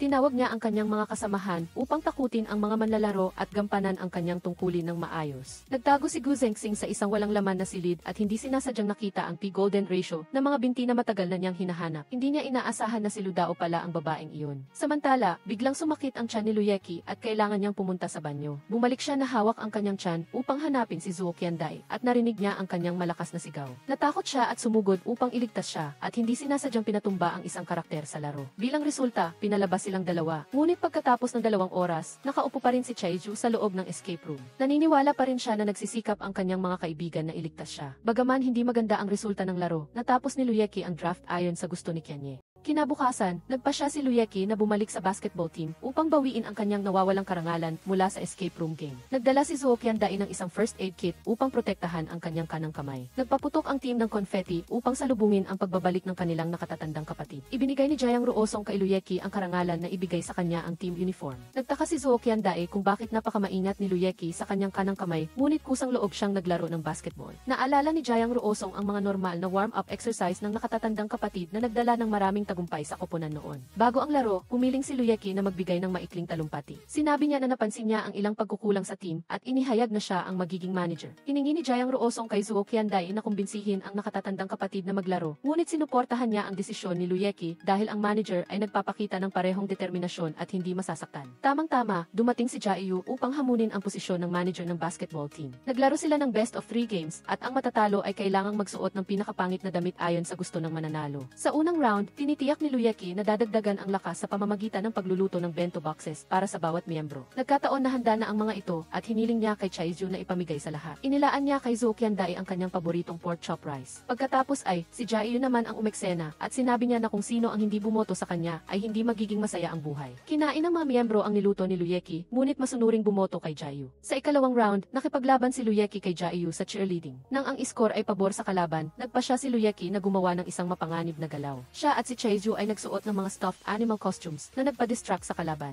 Gaya ng inaasahan, ang magandang taktika na ito ay nakatulong sa blue team na lampasan ang red team. Gumanti si Jaeyu sa pamamagitan ng pag-aya sa mga girlfriend ng mga miyembro na mag-cheer. Mabilis na tumakbo si Zuo Qianday sa drama club at hinila si Ludao para akitin ang lahat ng mga babaeng estudyante. Bilang resulta, nanalo si Luyeki sa ikalawang round. Ang ikatlong round ay tungkol sa plano ng pagsasanay. Ginamit ni Jaeyu ang lumang taktika at sinabi na hindi niya pipilitin ang sinuman na magsanay. Hiniling ni Luyeki sa kanyang nakababatang kapatid na turuan ang lahat ng Wing Chun dahil kapag marunong na tayong mag-martial arts, walang sinuman ang mang-aapi sa atin. Sa huli, pantay ang mga boto sa pagitan ni Luyeki at Jaeyu. Ang tanging boto na lang na natitira ay kay Jayang Ruosong. Gusto niyang piliin si Luyeki, ngunit natatakot siya na magalit si Jaeyu. Biglang may lumipad na bola na ikinawala ng malay ni Jayang Ruosong sa court. Nagising siya at nakita si Jaeyu na ginagamot siya, kaya nagpa siya siyang piliin ito. Bagamat hindi siya nanalo, nakakuha si Luyeki ng maraming material mula sa laban niya kay Jaeyu. Nagtaka si Zuo Qianday kung bakit niya gustong maging manager ng basketball team. Sinabi ni Luyeki na nawalan siya ng punto sa escape room game, kaya gusto niyang ipakita ang kanyang lakas sa harap ni Zuo Qianday. Naalala ni Zuo Qianday na sinabi niya dati na gusto niya ang matangkad at malakas na lalaki. Lihim niyang tinanong ang sarili kung sinusubukan ba niyang makakuha ng puntos mula sa kanya. Nagbuntong hininga si Luyeki, nagtataka kung gaano katagal niya kailangang suotin ang pangit na damit na ito. Malapit na ang anibersaryo ng paaralan at abala si Zuo Qiandai sa paghahanda ng poster para sa art group. Lumapit si Luyeki upang tumulong at hindi sinasadyang hinawakan ang buhok ni Zuo Qiandai. Nalaman niya na flat ang kanyang buhok na nagpapahiwatig na mayroon siyang malaking stress sa paghahanda para sa anibersaryo ng paaralan. Batay sa kanyang karanasan sa paggawa ng mga poster sa comics, gumawa si Luyeki ng draft ng ideya para kay Zuo Qiandai. Naghati sila ng trabaho at nagsimulang magpinta. Ngunit hindi sanay si Luyeki sa pagguhit sa malaking papel at gusto pa niyang baguhin ang ideya. Natatakot si Zuo Qiandai na hindi sila matatapos sa oras, kaya hiniling niya sa kanya na hugasan ang mga brushes upang makapag-focus siya sa pagguhit. Sa labas ng art room, narinig ni Luyeki ang kanyang mga kaibigan na nagsasabi na mas maaga ang anibersaryo ng paaralan kaysa sa inaasahan. Bumalik siya at nakita si Zuo Qiandai na walang magawa sa harap ng maraming trabaho. Sinabi niya na kailangan niyang tapusin ang dekorasyon ng main hall bago bukas. Agad na tinipon ni Luyeki ang grupo upang tulungan si Zuo Qiandai na malampasan ang hamon. Ibinigay niya ang bawat isa ng gawain at sinabi na magtipon sila sa lugar pagkatapos nilang matapos. Dinala ni Gu Zengxing si Ludao upang kunin ang mga vertical poster. Sina Jiayu at Jiang Ruosong ay magkasamang magsasabit ng mga banners. Sina Luyeki at Zuo Qiandai ay magdedekorasyon ng hall. Naiwan si Chaizhu upang magpinta ng floral background. Nang makita si Luyeki na nagpapalobo ng mga lobo, pinasalamatan siya ni Zuo Qiandai sa pag-aayos ng lahat. Pinayuhan niya siya na huwag buhatin ang lahat ng responsibilidad mag-isa. Dahil marami pa siyang kaibigan, pagkatapos niyang magpalobo, pinagsama-sama ni Zuo Qiandai ang mga lobo at idinikit ang mga ito sa dingding. Nang makita ni Luyeki na hindi siya maabot, lumapit siya at binuhat siya pataas. Kumabog ang puso ni Zuo Qiandai at gusto niyang tandaan ang unang pagkakataon na nagdekorasyon sila ng hall kasama si Luyeki. Zuo Qiandai, sa hinaharap magkasama tayong magdedekorasyon ng mas maraming lugar. Inilarawan ni Zuo Qiandai ang senaryo ng pagdekorasyon ng kanilang honeymoon suite kasama si Luyeki, paghahanda na magkaroon ng sanggol at pagdiriwang ng kanilang ikatlong anibersaryo ng romantiko. Binigyan siya ni Luyeki ng isang lobo na siya mismo ang nagpalobo. Pagbalik sa art room, hindi nakita ni Zuo Qiandai si Chaizhu at kulang pa rin ng isang bulaklak ang drawing. Inakala niya na idadagdag niya ito nang biglang dumating si Chaizhu na nagmamadali. Sa kanyang pagmamadali, natapon niya ang tubig sa poster. Pumasok si Jiayu at sinabing hindi niya sinasadyang napunit ang banner. Hindi rin nakuha ni Gu Zengxing at Ludao ang mga vertical poster dahil nagsara ang tindahan para sa bakasyon. Nang makita ang lahat na nalulungkot, nagkaroon si Luyeki ng bagong ideya. Sinabi niya kay Chaizhu na gawing isang dalagang sumasayaw na may kulay na laso ang mansa. Gagamit si Jiang Ruosong ng pulang sinulid upang tahiin ang banner. Babalik si Gu Zengxing sa drama club upang kunin ang lumang vertical poster at pagkatapos ay pipintahan ito ng puti at iguguhit ito ng mano-mano. Nang lumabas na ang buwan, nagtitipon pa rin ang grupo upang tapusin ang kanilang mga gawain.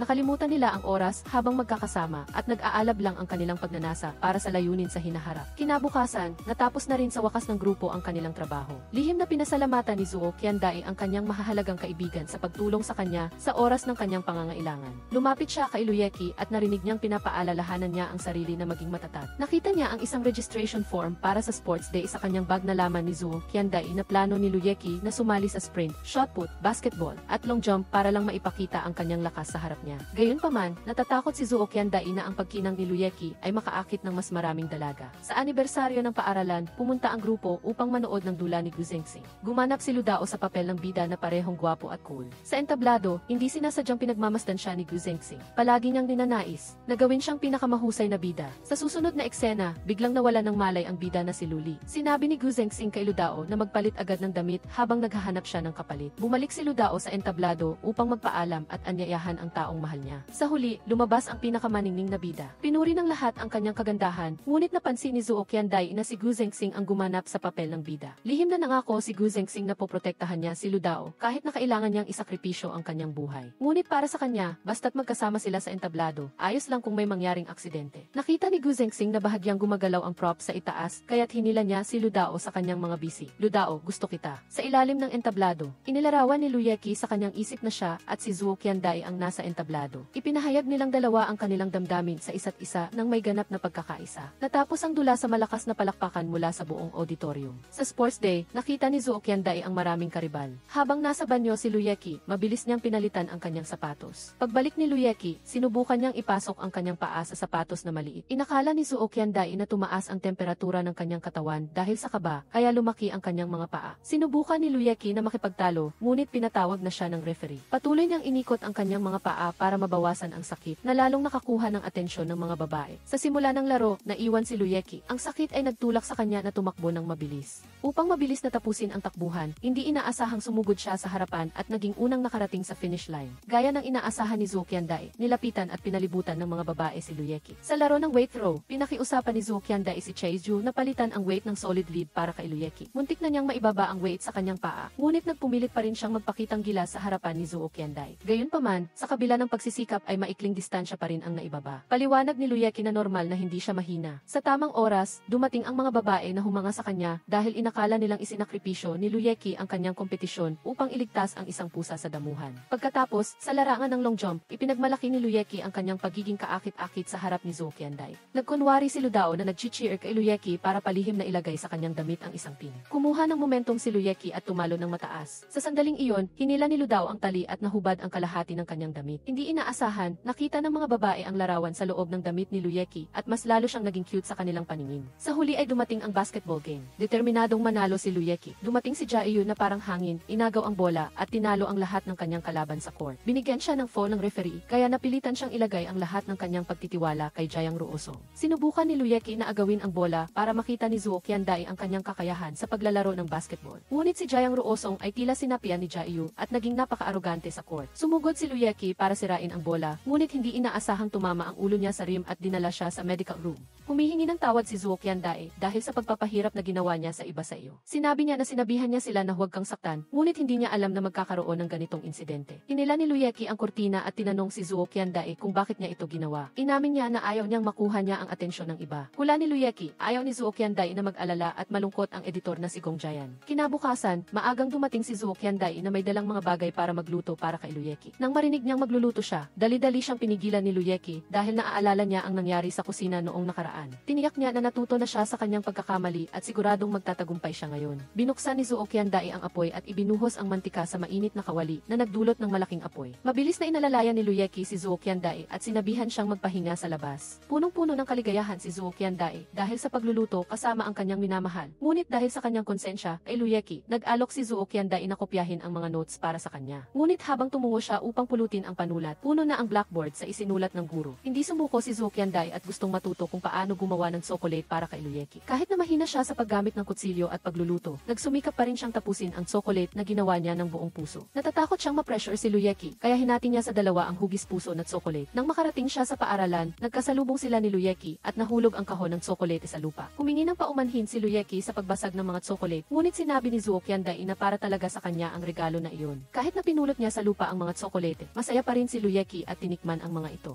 Hinimas ni Luyeki ang ulo ni Zhou Qiandai dahil natatakot siyang nasasaktan siya matapos silang magkabanggaan. Sinabi ni Zhou Qiandai na gusto niyang imbitahan ang lahat na mag-dinner ngayong gabi upang magpasalamat sa kanilang tulong sa kanya sa anniversary ng paaralan. Tinikman niya ang chocolate at sa kanya lang nalaman na mahirap itong lunukin. Nang makarating sila sa restaurant, sinabi ni Chaeju na mayroong bagong trend sa internet na bigyan ng sariling kahulugan ang key I love you. Nakita ni Luyeki na kawili-wili ang paksa at agad na nagsulat ng mga material. Kaagad na sinabi ni Chaeju ang kanyang interpretasyon, ang hangin sa tagsibol ay hindi kasing ganda ng iyong ngiti. Naniniwala si Ludao na hindi kailangan ng maraming salita, sapat na ang isang kaakit-akit na sulyap. Nang turn na ni Luyeki, hindi niya napigilan ang tumingin kay Zhou Qiandai dahil gusto niyang bigyan ng kahulugan ang ang pagguhit mong black ay maganda. Biglang napagtanto ni Luyeki na gusto niya si Zhou Qiandai. Habang pauwi, tila wala sa sarili si Luyeki. Akala ni Zhou Qiandai na pagod si Luyeki kaya hinimok niya siyang umuwi ng maaga. Dumaan si Luyeki sa tulay at nakita niya ang sign na may nakasulat na ang pag-ibig ay dapat sabihin. Nagdesisyon si Luyeki na bumalik at ipahayag ang kanyang damdamin dahil ang lahat ng ginawa niya ay para kay Zhou Qiandai. Sinabi niya noon na gusto niya ang isang taong matangkad at malakas, kaya paulit-ulit siyang nagsumikap na makakuha ng puntos sa harap niya. Nais niyang tuparin ang lahat ng hiling ni Zhou Qiandai at gawin siyang masaya sa lahat ng paraan pagkatapos niyang mabigo sa pag-ibig. Ilang beses niyang naisip na protektahan si Zhou Qiandai at yakapin siya ng mahigpit. Kung ang pag-ibig ay kailangang sabihin, hindi na niya gustong sayangin pa ang isa pang sandali. May gusto akong sabihin sa iyo, Zhou Qiandai. Sa totoo lang, nagpapasalamat ako sa iyong suporta. Pag-uwi, nababalutan si Luyeki ng mga saloobin. Umamin siya kay Chaeju na gusto na niya si Zhou Qiandai. Kalmado lang si Chaeju dahil alam niya na gusto rin ni Zhou Qiandai si Luyeki. Naalala niya noong nagsimulate sila ng isang friendship meeting, ang taong inilarawan niya na gusto niya ay eksaktong si Luyeki. Bukod pa rito, nakikita ng lahat na gusto nila ang isa't isa, maliban lang sa kanilang dalawa na walang alam. Ngunit pinaalalahanan ni Chaeju ang kanyang kaibigan na dapat niyang kunin ang inisyatiba upang hilahin siya pabalik sa kanyang tabi. Tinanong niya si Luyeki kung dinala na ba niya si Zhou Qiandai upang mag-enjoy sa mainit na sikat ng araw, magtampisaw sa romantikong ulan, o bigyan siya ng bulaklak sa isang mahalagang araw. Ginawa na ni Luyeki ang lahat ng ito, ngunit sa isang maling bersyon.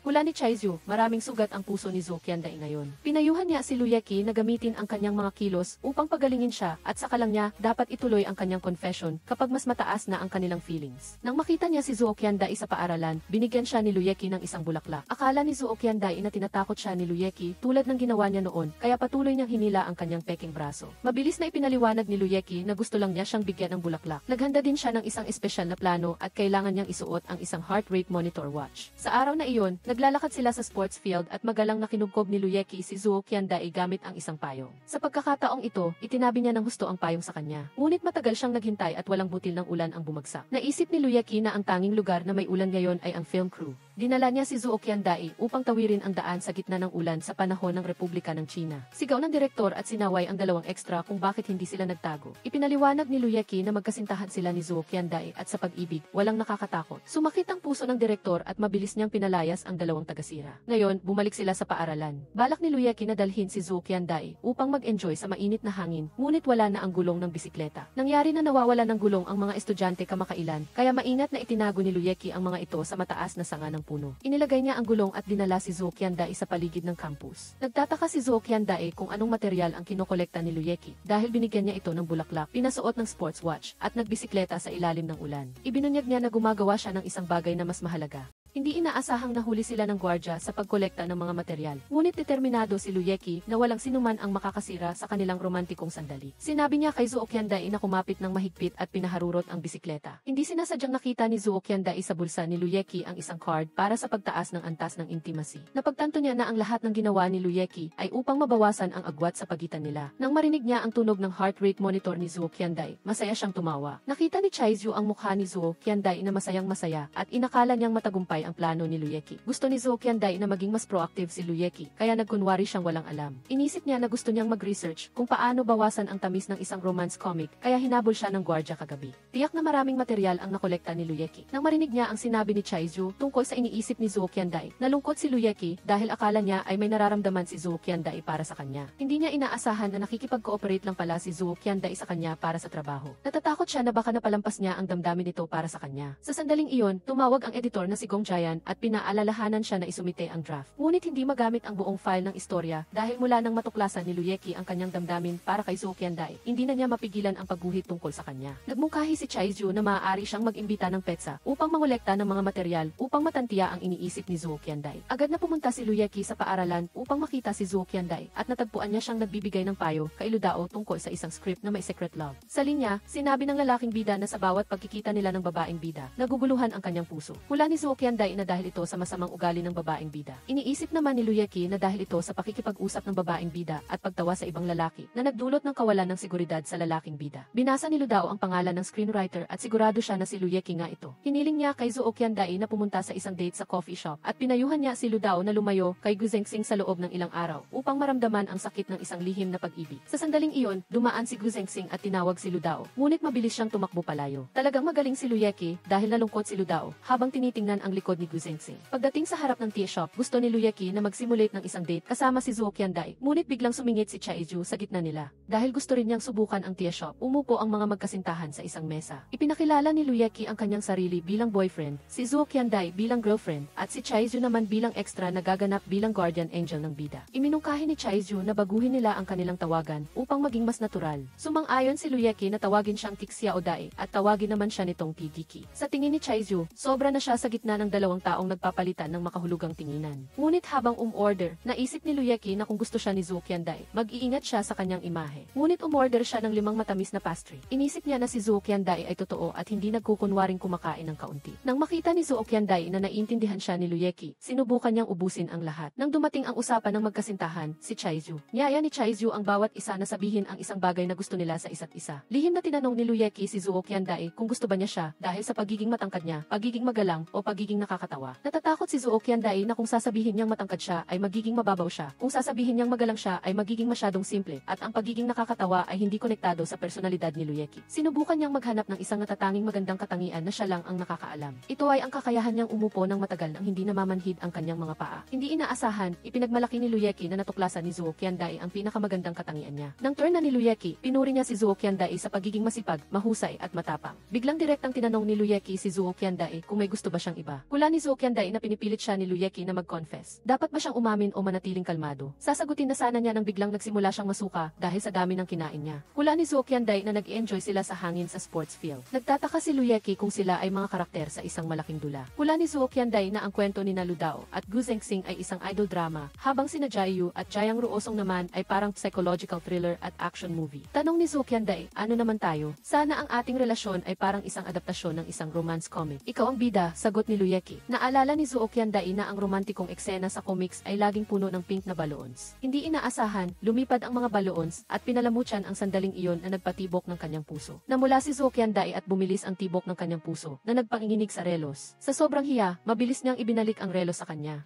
Inakala ni Luyeki na ang pagkain ng maraming matamis ni Zuo Qianday ay nagbigay ng pressure sa kanyang puso. Pag-uwi, nag-isip si Luyeki at inisip ang hindi mabilang na mga bubble ng pag-ibig. Binuksan niya ang PC at napanood ang isang pelikula tungkol sa isang bida na may sakit sa puso. Ang dalawang tao ay nagmamahalan ngunit pinaghiwalay ng kamatayan. Determinadong mamuhay siya ng malusog sa buong buhay niya kasama si Zuo Qianday. Sa library, tahimik na iginuhit ni Zuo Qianday ang comic sa tabi ni Luyeki. Bigla siyang tumayo at pinaalalahanan siya na dapat siyang mag-exercise ng kaunti pagkatapos ng kalahating oras na pag-upo. Sa kantina, hindi pinayagan ni Luyeki si Zuo Qianday na gumamit ng kanyang telepono habang kumakain. Pagkatapos ng 2 oras na pagguhit ni Zuo Qianday, dinalhan siya ni Luyeki ng isang tray na may 2 compartment hotpot. Inalok ni Zuo Qianday ang kanyang mga kaibigan na kumain, ngunit hindi inaasahang tubig pala ito para sa pagbabad ng paa. Narinig ni Luyeki na pinayuhan ng isang eksperto na magandang ibabad ang paa sa gabi para sa kalusugan. Sa hating gabi, nagulat si Zuo Qianday nang makita niya si Luyeki na nakatayo sa dulo ng kanyang kama. Sinabi niya na ang pagsusuklay ng buhok sa gabi ay mabuti para sa sirkulasyon ng dugo. Sa huli, natakot si Zuo Qianday at hindi nakatulog sa buong gabi. Nang marinig ni Luyeki na galit sa kanya si Zuo Qianday, pinasunod niya ito sa kanya. Habang nag-i-exercise, binasa niya ng malakas ang isang teksto tungkol sa kung paano hindi dapat maging galit dahil nakakasama ito sa kalusugan. Nagtataka si Zuo Qianday kung ang susunod na kabanata ay tungkol sa kalusugan. Ipinaliwanag ni Luyeki na ang lahat ng ginagawa niya ay hindi na ugnay sa mga material kundi para sa kanyang kalusugan. Ang isip ni Zuo Qianday ay wala sa comics. Gusto niyang gumawa ng mas maraming bagay para sa iyo. Umamin si Zuo Qianday na naiintindihan niya ang intensyon ni Luyeki. Hindi lang niya gusto ang pagiging usisero ni Chaizu, kaya nagkunwari siyang walang alam. Zuo Qianday, mula ngayon, hindi na ako gagawa ng mga walang kwentang bagay.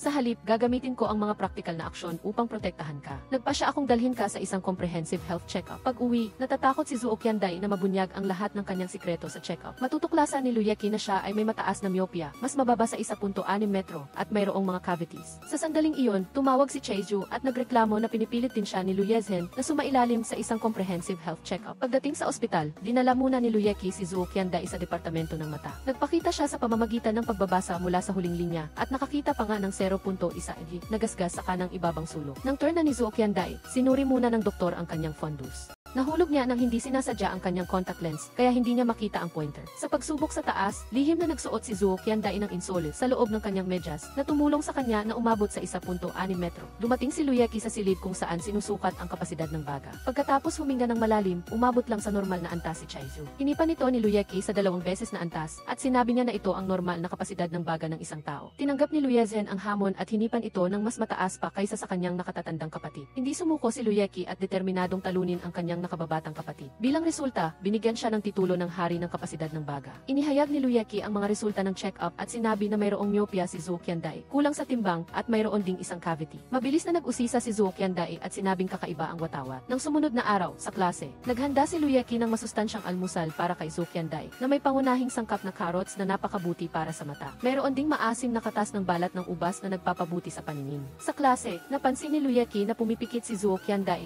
habang tinitingnan ang screen, kaya hiniling niya sa guro na palakihin ang font. Tiningnan niya ang oras at pagkatapos ng kalahating oras, dali-dali niyang hinila siya upang tumayo. Pagkatapos ng klase, dinala ni Luyeki si Zuo Qianday sa bubong para mag-enjoy sa hangin. Ang banayad na sikat ng araw sa hapon ay sumasalamin sa kanyang mukha na hindi nagniningning ngunit may kakaibang linaw. Marahil sa sandaling iyon, alam niya na wala na siyang takas. Nag-aatubili siyang sabihin ang isang bagay, ngunit walang lumabas na salita. Upang madagdagan ang timbang ni Zuo Qianday, dinala siya ni Luyeki sa isang give dahil hindi pa sila nakapunta roon. Nag-research muna siya. Nag Nag-charge pa nga siya ng 2 taon na membership cards sa isang sikat na Giphy sa internet. Excited silang mag-ehersisyo para mapabuti ang kanilang kalusugan. Ngunit nalaman nila na nagsara na pala ang may-ari ng Giphy sa daan pa uwi. Binilang ni Zuo Qiandae ang kanyang mga hakbang at naabot na ang pamantayan. Nagtataka si Luyeki kung bakit ang kanyang mga hakbang ay kalahati lang ng sa kanya. Tumingin siya sa kanilang 2 pares ng paa at alam na niya ang sagot. Sa sandaling iyon, nakita niya ang isang babae na umiinom ng bubble tea at gusto rin ni Zuo Qiandae na mag-refresh. Tutol si Luyeki, ngunit nangako siyang mag-aaral kung paano gumawa ng sugar-free na tsaa para sa kanya. Pag-uwi, pinainom ni Luyeki si Gu Zengxing ng bubble tea na ginawa niya. Tinatakpan ni Gu Zengxing ang kanyang ilong, ngunit hindi niya pa rin matiis ang amoy na pinaghalong amoy ng paa at snail noodles. Nagtataka siya kung bakit hindi ito tinikman ni Luyeki. Sinabi ni Luyeki na uminom na siya ng higit sa 20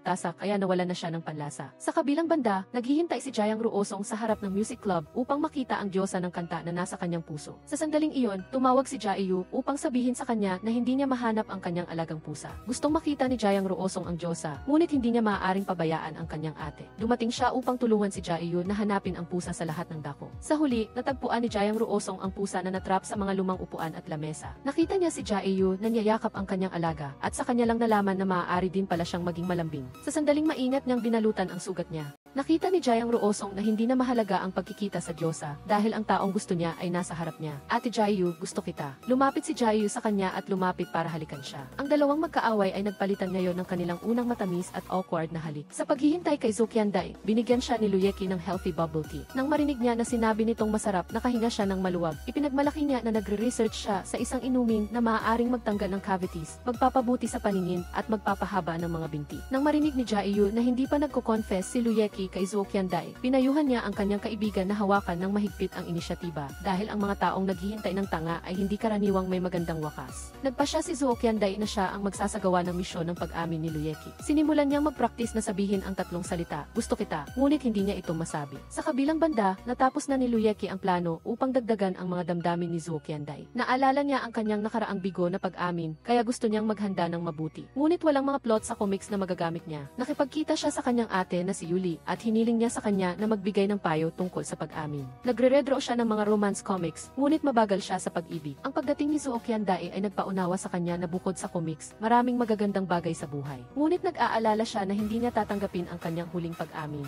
Naalala ni Luyeki ang comics ni Yuli, noong nanguna sa chart dahil sa isang confession. Pinayuhan niya si Luyeki na pumili ng isang makabuluhang lugar para sa kanilang dalawa at gamitin ang kanyang taos pusong-puso upang sabihin ang lahat ng gusto niyang sabihin kay Zuo Qiandae. Samantala, nag-reserve si Zuo Qiandae ng isang lugar sa isang restaurant na nag-aayos ng mga confession. Buong lakas loob siyang tumawag kay Luyeki at inanyayahan siyang mag-dinner sa gabi. Naghintay siya kay Luyeki at masaya silang kumain hanggang sa halos 8. Lihim na tinawag siya ng manager ng restaurant sa loob upang maghanda para sa confession. Sinabi niya na eksaktong 8, hihina ang mga ilaw at tutugtog ang musika. Sa kabilang banda, naghahanda rin si Luyeki para sa kanyang confession. Nag-set up siya ng isang petsa upang dalhin si Zuo Qiandae sa sentro ng plaza at hiniling sa isang tao na lumikha ng isang romantikong ambience. Pagkatapos bumalik ni Zuo Qiandae sa kanyang upuan.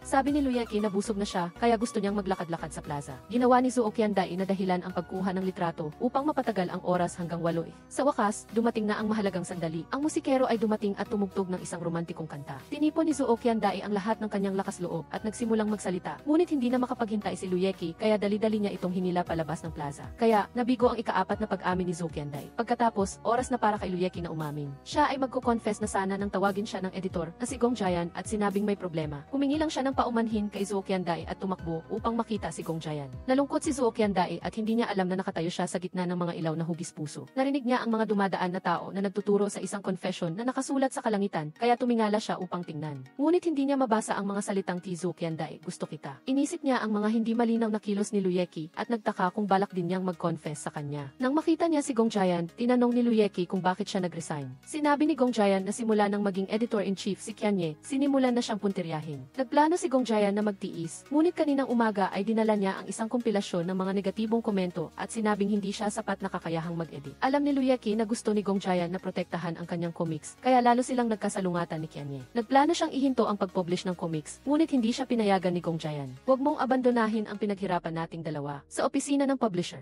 kinukwestiyon ni Luyeki si Qianye kung bakit niya pinatalsik si Gong Jian. Sinabi ni Qianye na ang bilang ng mga negatibong komento para sa mga comics na pinangangasiwaan ni Gong Jian ay tumataas. Naalala ni Luyeki na bukod sa kanyang sariling comics, ang lahat ay inilipat sa pangangasiwa ni Kianye noong nakaraang buwan. Gayunpaman, sinabi pa rin ni Kianye na ang isang 40 taong gulang na lalaki tulad ni Gong Jayan ay hindi naunawaan ang puso ng isang dalagita. Inisip ni Luyeki na nakikita ng lahat ang dedikasyon ni Gong Jayan sa comics, at bukod pa rito, siya ay 28 taong gulang pa lamang at mukha lamang siyang matanda. Naalala ni Luyeki na gusto ni Kianye na gumuhit siya ng isang kwento kung saan ang lalaking bida ay hindi sinagot ng malamig na babaeng bida. Sumang-ayon siyang gawin ito sa kondisyon na ibabalik ni Kianye si Gong Jayan. Sa kabilang banda, biglang naging magalang si Jayang Ruosong kay Jayu. Sinabi niya na ngayon lang niya nalaman na siya pala ang diyosa ng music club. Nagalit si Jayu dahil hindi niya personal na na-reveal ang sikretong ito. Jayu, sabi ni Jayang Ruosong, ang boses mo ay hindi lang nakakatulong sa akin na makatulog, kundi ikaw din ang dahilan kung bakit ako naging masunurin. Pumayag si Jayu na hawakan ang kamay ni Jayang Ruosong at sa isip niya ay ang diyosa na nasa puso niya. Akala ni Jayang Ruosong ay nananaginip siya at humingi pa ng autograph sa kanyang girlfriend. Sa bahay, dali-dali siyang nag-sketch ng isang draft. Hindi alam ni Luyeki kung ano ang pakiramdam ng isang malamig na tao. Tiningnan niya ang bote ng tinta na binili ni Zuo Qiandae at naisip na baka galit ito sa kanya. Nang makita ni Zuo Qiandae si Luyeki, nakita niya itong nakatutok sa pagguhit. Naisip niya na sa kanya,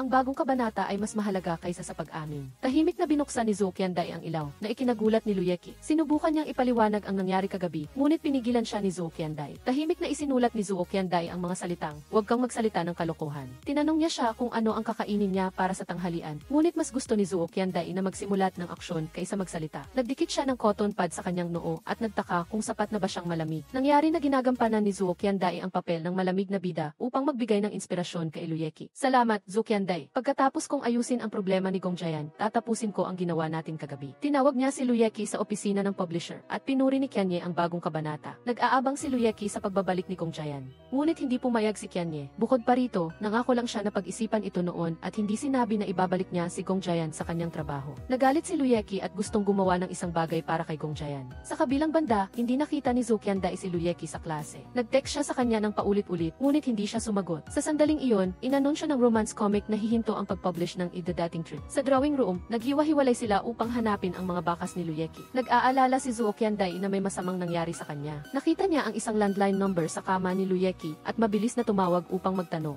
Nang marinig nila ang boses ni Luyeki, nakahinga sila ng maluwag. Sinabi niya na umuwi siya sa probinsya upang ayusin ang ilang mga bagay at nagkataon na nasira ang kanyang mobile phone. Kaya hindi pa naabisuhan ang lahat. Nagtaka si Zuo Qiandae kung bakit huminto ang paglalathala ng comics. Sinabi ni Luyeki na sinira niya ang kontrata sa kasino. Humingi siya ng paumanhin sa hindi paghingi ng opinyon ng kanyang mga assistant. Humiling siya kay Chaeju na hatiin ang bayad na inilagay niya sa drawer para sa lahat. Pagkalipas ng 2 araw, inihatid ni Chaeju si Zuo Qiandae sa bayan ni Luyeki. Medyo kinakabahan siya at hindi alam kung tatanggapin siya ng mga magulang ni Luyeki. Ngunit ang nagbukas ng pinto ay si Luyezhen. Nakita niya si Zuo Qiandae na kinakabahan at yumuko, kaya sinabi ni Luyezhen na maagang umalis ang kanyang mga magulang. Tumayo si Zuo Qiandae sa harap ng silid-tulugan at nagpahayag si Luyeki ng pagnanais na makita siya. Sinabi ni Luyezhen na wala rin sa bahay ang kanyang kapatid. Pumasok si Zuo Qiandae upang tingnan ang silid at napansin ni Luyeki ang pamilyar na maayos na estilo. Saan man si Luyeki, puno ng mga marka ng comics. Hindi sinasadyang iniabot niya ang kanyang kamay, ngunit umatras siya nang nagulat si Luyeki nang humiga. Sa wakas, bumalik si Luyeki para makita si Zuo Qiandae. Tamang-tama, sumilip sina Chaeju at Luyezhen sa labas ng kanyang silid. Nakipag-usap siya kay Zuo Qiandae at sinabi ni Luyeki na kailangan niyang bayaran ang penalty sa paglabag sa kontrata sa kasino. Naipag-isip na niya ang solusyon sa problema sa pera, ngunit hindi niya matulungan si Gong Jayan. Hindi na siya makakabalik, wala pa ring bagong trabaho ang publishing house. Tumingin si Zuo Qiandae kay Luyeki nang may panghihinayang at nagpa siya na tulungan siyang bitawan ang kanyang pagka-obsession sa mga damit na Sailor. Kinabahan si Luyeki at naisip na magpapalit si Zuo Qiandae sa costume ni Sailor Moon. Sino ang mag-aakala na magsusuot pala siya ng uniform ng seaman? Ipinakita niya ang isang sayaw upang pasiglahin si Luyeki. Nagulat siyang tumayo at idineklara na magsisikap siya para sa lahat at para sa mga comics ng shoujo upang pabagsakin ang kasino. Sumugod ang mga magulang ni Luyeki at pinuri si Zuo Qiandae bilang isang napakabuting babae. Gusto rin nilang tulungan ang kanilang mga anak na pabagsakin ang kasino. Sa hapunan, opisyal na nagsimula ang pagbabahagi ng mga diskarte sa paghihiganti laban sa kasino. Inisip ng nanay ni Lu na mag-hire ng hacker para i-disconnect ang network ng publishing house tuwing kalahating oras. Naisip naman ng tatay ni Lu na masyadong mahina ang paraang iyon para sa kasino. Kailangan daw niyang gawing lumpia at hiwa-hiwa ang kasino. Sa kasamaang palad, agad, naglihab ang hotpot at nag-alala ang lahat sa pagpatay ng apoy. Sa loob ng bahay, naisip ni Luyezhen na ang pinakamahusay na paraan ng paghihiganti ay patunayan ang kanilang sarili sa pamamagitan ng tagumpay ng kanilang bagong comics. Kumuha si Luyeki ng papel at panulat upang kunin ang mga ideya ng lahat. Gusto ng tatay ni Lu na gumuhit siya ng comics na may tema ng gangster, kung saan ang pangunahing karakter ay nanggugulo sa isang lugar. Agad na nag-sketch si Luyeki ng isang lalaking bida na nagbagong buhay dahil sa pag-ibig. Iminungkahi ng nanay ni Lu na gawin niyang tema ang tungkol sa pagkaalipin, ngunit lumipat pa rin si Luyeki sa pag-ibig sa opisina. Nagmungkahi si Luyezhen na gumuhit ang kanyang kapatid ng shonen manga. Naalala ni Luyeki na sinimulan niya ang genre na iyon noon at lumipat din sa shoujo manga. Nagbuntong hininga siya dahil isa lang ang estilo ng kanyang pagsusulat at pagguhit. Humingi siya ng paalam para maglakad-lakad at sinabi sa lahat na magpahinga ng maaga. Hinabol niya si Luyeki at si Zhou Qiandai ay tahimik na lumakad sa tabi niya. Tiningnan ni Luyeki ang daan sa probinsya at masidhi niyang naaalala ang kanyang kabataan. Dinala niya si Zhou Qiandai upang bisitahin ang kanyang dating elementarya. Habang nakaupo sa duyan, sinabi ni Luyeki na ito ang lugar kung saan nagsimula ang kanyang pag-ibig sa comics. Noong elementarya siya, gusto niya talagang sumali sa banda at sa martial arts team. Ngunit dahil sa kanyang tangkad, hindi siya angkop para sa alinman sa dalawang koponan. Sa huli, nag-enroll siya sa art club dahil walang pumapansin sa kanyang tangkad. Naiintindihan ni Zhou Qiandai ang nararamdaman ni Luyeki dahil naranasan din niya ang parehong bagay. Dahil sa pagiging mas maliit niya kaysa sa kanyang mga kaedad, pinili niyang pumasok sa art class kung saan kailangan lang niyang umupo sa isang lugar. Luyeki, gaano man tayo naiba sa mundong ito, mahahanap pa rin natin ang isang bagay na talagang kinagigiliwan natin. Kinuha agad ni Luyeki ang papel at panulat at iginuhit ang bagay na pinakagusto niya. Tiningnan ni Zhou Qiandai ang iginuhit ni Luyeki at sinabing hindi niya matatalikuran ang shoujo manga. Ngunit naaalala ni Luyeki na pumirma siya ng kontrata na hindi magguhit ng shoujo manga para sa ibang publishing house. Naisip ni Zhou Qiandai na pagkatapos bayaran ang penalty, ang obra na Going on a Date ay magiging pag-aari na ni Luyeki. Sinisi niya ang kanyang sarili sa hindi pag-isip nito kaagad na nagdulot sa kanya ng matagal na kalungkutan. Sinabi ni Zhou Qiandai na wala nang sinuman ang may karapatang pigilan si Luyeki na maging malikhain. Alam niyang iginigit pa rin ni Luyeki na gumuhit ng mano-mano, ngunit maraming tagahanga ang nagkulay na ng mga pahina ng comics. Tumutol si Luyeki dahil kailangang pula ang baw ni Amei. Tumawa siya at nakipaglaro sa duyan kay Zhou Qiandai sa mahinang simoy ng hangin sa gabi. Tila bumalik sila sa magandang sandali ng kanilang kabataan. Pagbalik sa studio, idineklara ni Luyeki na muli niyang sisimulan ang Going on a Date na comics. Sa halip na mag-update ng mga bagong kabanata sa magazine, ipopost niya ito sa online platform. Bukod pa rito, lilipat siya mula sa black and white drawing patungo sa digital colored comics. Ipinakilala niya ang kanyang bagong graphics tablet, ngunit hindi niya inaasahan na matagal na itong mayroon ang lahat ng miyembro. Gustong turuan ni Zhou Qiandai si Luyeki kung paano gamitin ang digital tablet, ngunit tiwala siya na madali niya itong magagamit. Dahil dito, nagpuyat si Luyeki at ang kanyang mga guhit ay mga scribble pa rin. Tinawagan niya si Zhou Qiandai at nagreklamo na hindi niya alam kung kailan matatapos ang draft ng bagong kabanata. Sinabi ni Zhou Qiandai na wala ang kanyang mga magulang. Kaya, sinabi niya sa kanya na dalhin ang kanyang computer para mag-aral. Pagkababa niya ng telepono, napagtanto niya na malapit nang pumunta si Luyeki sa bahay niya. Binuksan niya ang pinto para kay Luyeki at kinakabahan siyang pinapasok siya sa kanyang silid. Sa unang pagkakataon na pumasok si Luyeki sa isang silid ng babae, medyo nagulat siya. Tumayo si Zhou Qiandai sa tabi niya at maingat na tinuruan siya kung paano gamitin ang bawat tool. Lumingon si Luyeki at napagtanto ang dalisay na kagandahan ni Zhou Qiandai. Ang tunog ng isang komersyal ay sumira sa romantikong kapaligiran. Nahihiya si Zhou Qiandai at mabilis na tumakbo upang kumuha ng tubig. Napansin ni Luyeki na inilagay ni Zhou Qiandai ang kanyang drawing at lagda sa isang frame. Bigla siyang nakakuha ng inspirasyon at mabilis na natapos ang portrait ng pangunahing karakter na si Amei, ang pinakatunay na bersyon sa kanyang puso. Kinabukasan, formal na sinimula ni Luyeki ang colored studio. Ginamit niya ang drawing na ginawa niya kagabi bilang personal na wallpaper para sa computer ni Zhou Qiandai. Ginamit ng buong grupo ang drawing tablet at sinimulan ang kani-kanilang mga gawain. Pagkatapos gumuhit ni Luyeki, ipinapasa niya ito kay Gu Zengxing para sa background. Pagkatapos, si Chaizhu ay nagdaragdag ng mga maliliit na detalye. Pagkatapos nito, si Zhou Qiandai ay nagkulay at ibinalik ito sa boss para sa pag-aproba. Sa wakas, natapos ang unang colored chapter ng Going on a Date. Masiglang nagpalakpakan ang buong grupo at kinakabahang pinindot ang publish button sa online platform. Sa sandaling iyon, pumasok sina Jiayu at Ludao at nagtanong kung ano ang ginagawang palihim ng lahat. Nakita ni Jiayu ang publish button at siya ang pumindot para sa kanila. Laking tuwa ng buong grupo sa makasaysayang sandali na ito. Gayunpaman, pagkalipas ng 2 araw, 1,000 view pa lang ang nakuha nila. Pagkatapos nito, nagpuyat si Luyeki para bilangin ang bawat view. Kinailangan niyang humingi ng tulong sa kanyang mga kaibigan upang gamutin ang kanyang insomnia. Naalala ni Jiang Ruosong na ang boses ni Jiayu ay nakatulong sa kanya na makatulog ng mas mahusay, kaya sinubukan niya ito kay Luyeki, ngunit walang epekto. Si Gu Zengxing ang gumawa ng hakbang at binasa ang isang meditation hypnotic passage sa kanyang kaibigan. Sumunod ang isip ni Luyeki sa mga salita ni Gu Zengxing at pumunta siya sa likod ng isang babae. Hindi sinasadyang nabanggit ni Gu Zengxing ang pangalan ni Ludao, na ikinagulat ni Luyeki at nagising siya. Narinig ni Zhou Qiandai na niyaya ni Chaizhu si Luyeki na maglaro, kaya pinaalis niya ang lahat ng mas maaga. Biglang naalaala ni Luyeki ang isang eksena sa comics tungkol sa pagpapahinga. Hiniling niya kay Zuo Qiandai na gamitin ang kanyang ulo bilang unan, napipilit sa mga ugat sa kanyang binti, nahahadlang sa daloy ng dugo, at magiging sanhi ng antok. Hindi naniwala si Zuo Qiandai sa pamamaraang ito, kaya kinantahan niya si Luyeki ng T. Goodman song upang patulugin siya. Nakita niyang unti-unting nakatulog si Luyeki at ninais niya na huminto ang oras sa sandaling ito. Tahimik siyang umalis at narinig ang tunog ng isang computer. Lumalabas na patuloy na tumataas ang bilang ng mga view ng comics. Maagang nagising si Luyeki at sinabi sa kanya ni Zuo Qiandai na sikat ang comics. Pagkatapos, hinulaan niya na 1 taon at 2 buwan na siyang natutulog. Ngunit sinabi ni Zuo Qiandai na isang gabi pa lang. Naramdaman ni Luyeki na parang may nakapatong sa kanya, ngunit lumabas na nakatulog si Jayang Ruosong sa kama. Napanood ng isang sikat na vlogger ang comics at inirekomenda ito sa kanyang mga tagahanga. Sa isang gabi, umakyat sa 100,000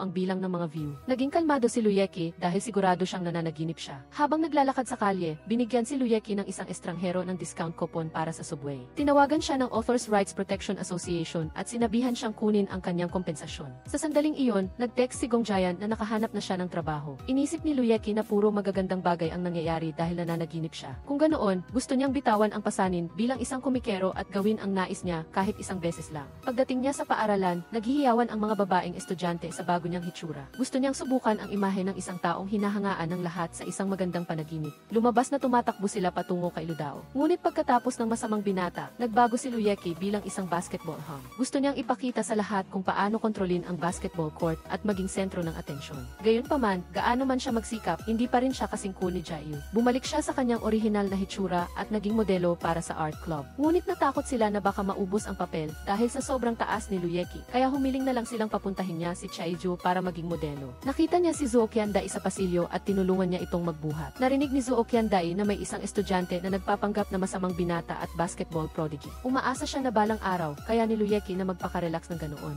Hindi niya inaasahan na isiniwalat niya na siya mismo ang taong iyon. Bukod pa rito, ang lahat sa paligid niya ay nasa kanyang panaginip. Matapos subukan ang iba't ibang imahe, nagpasya siyang bumalik sa kanyang pagkakakilanlan bilang isang komikero. Nahihirapan sa kanyang karera, lalo siyang umasa sa kanyang assistant na si Tuhei. Nang dumating sa bahay ni Luyeki, sinabi ni Zuo Qiandai na nakuha na niya ang kontrata sa online platform. Inimbitahan din niya ang isang mahalagang tao upang maging responsable para sa pagpapatakbo ng comics. Muling nakita ni Luyeki si Gong Jayan at naramdaman niya na ang panaginip ay napakatotoo. Sa wakas, ang Yumino Comic Studio ay nagtipon ng lahat ng 6 na miyembro. Humikap si Luyeki at naisip na kailangan na niyang magising. Nahulaan ni Zuo Qiandai na sumikat ang comics sa isang gabi. Dahil dito, inisip niya na nananaginip siya. Nang gabing iyon, nagising si Luyeki at sasabihin sana kay Zuo Qiandai ang magandang panaginip niya. Tamang-tama, lumabas si Gong Jayan na ikinagulat niya at naintindihan niya na ang lahat ay totoo. Sa oras ng trabaho, nakatanggap si Luyeki ng apurahang mensahe mula kay Gong Jayan na nagsasabi sa lahat na ang kanilang obra ay napasama sa listahan ng mga nominado para sa comic exhibition. Masayang-masaya ang buong grupo dahil sa wakas ay narating na rin nila ang tuktok ng tagumpay. Ngunit hindi nagtagal ang kanilang kasiyahan nang may isang account na nagpost na nananawagan na i-boycott ang Yumino Studio. Inakusahan niya si Luyeki ng pagtataksil sa dating publishing house at sinabing hindi siya karapat-dapat na sumali sa comic exhibition. Naisip ni Zuo Qiandai na ang tanging paraan sa ngayon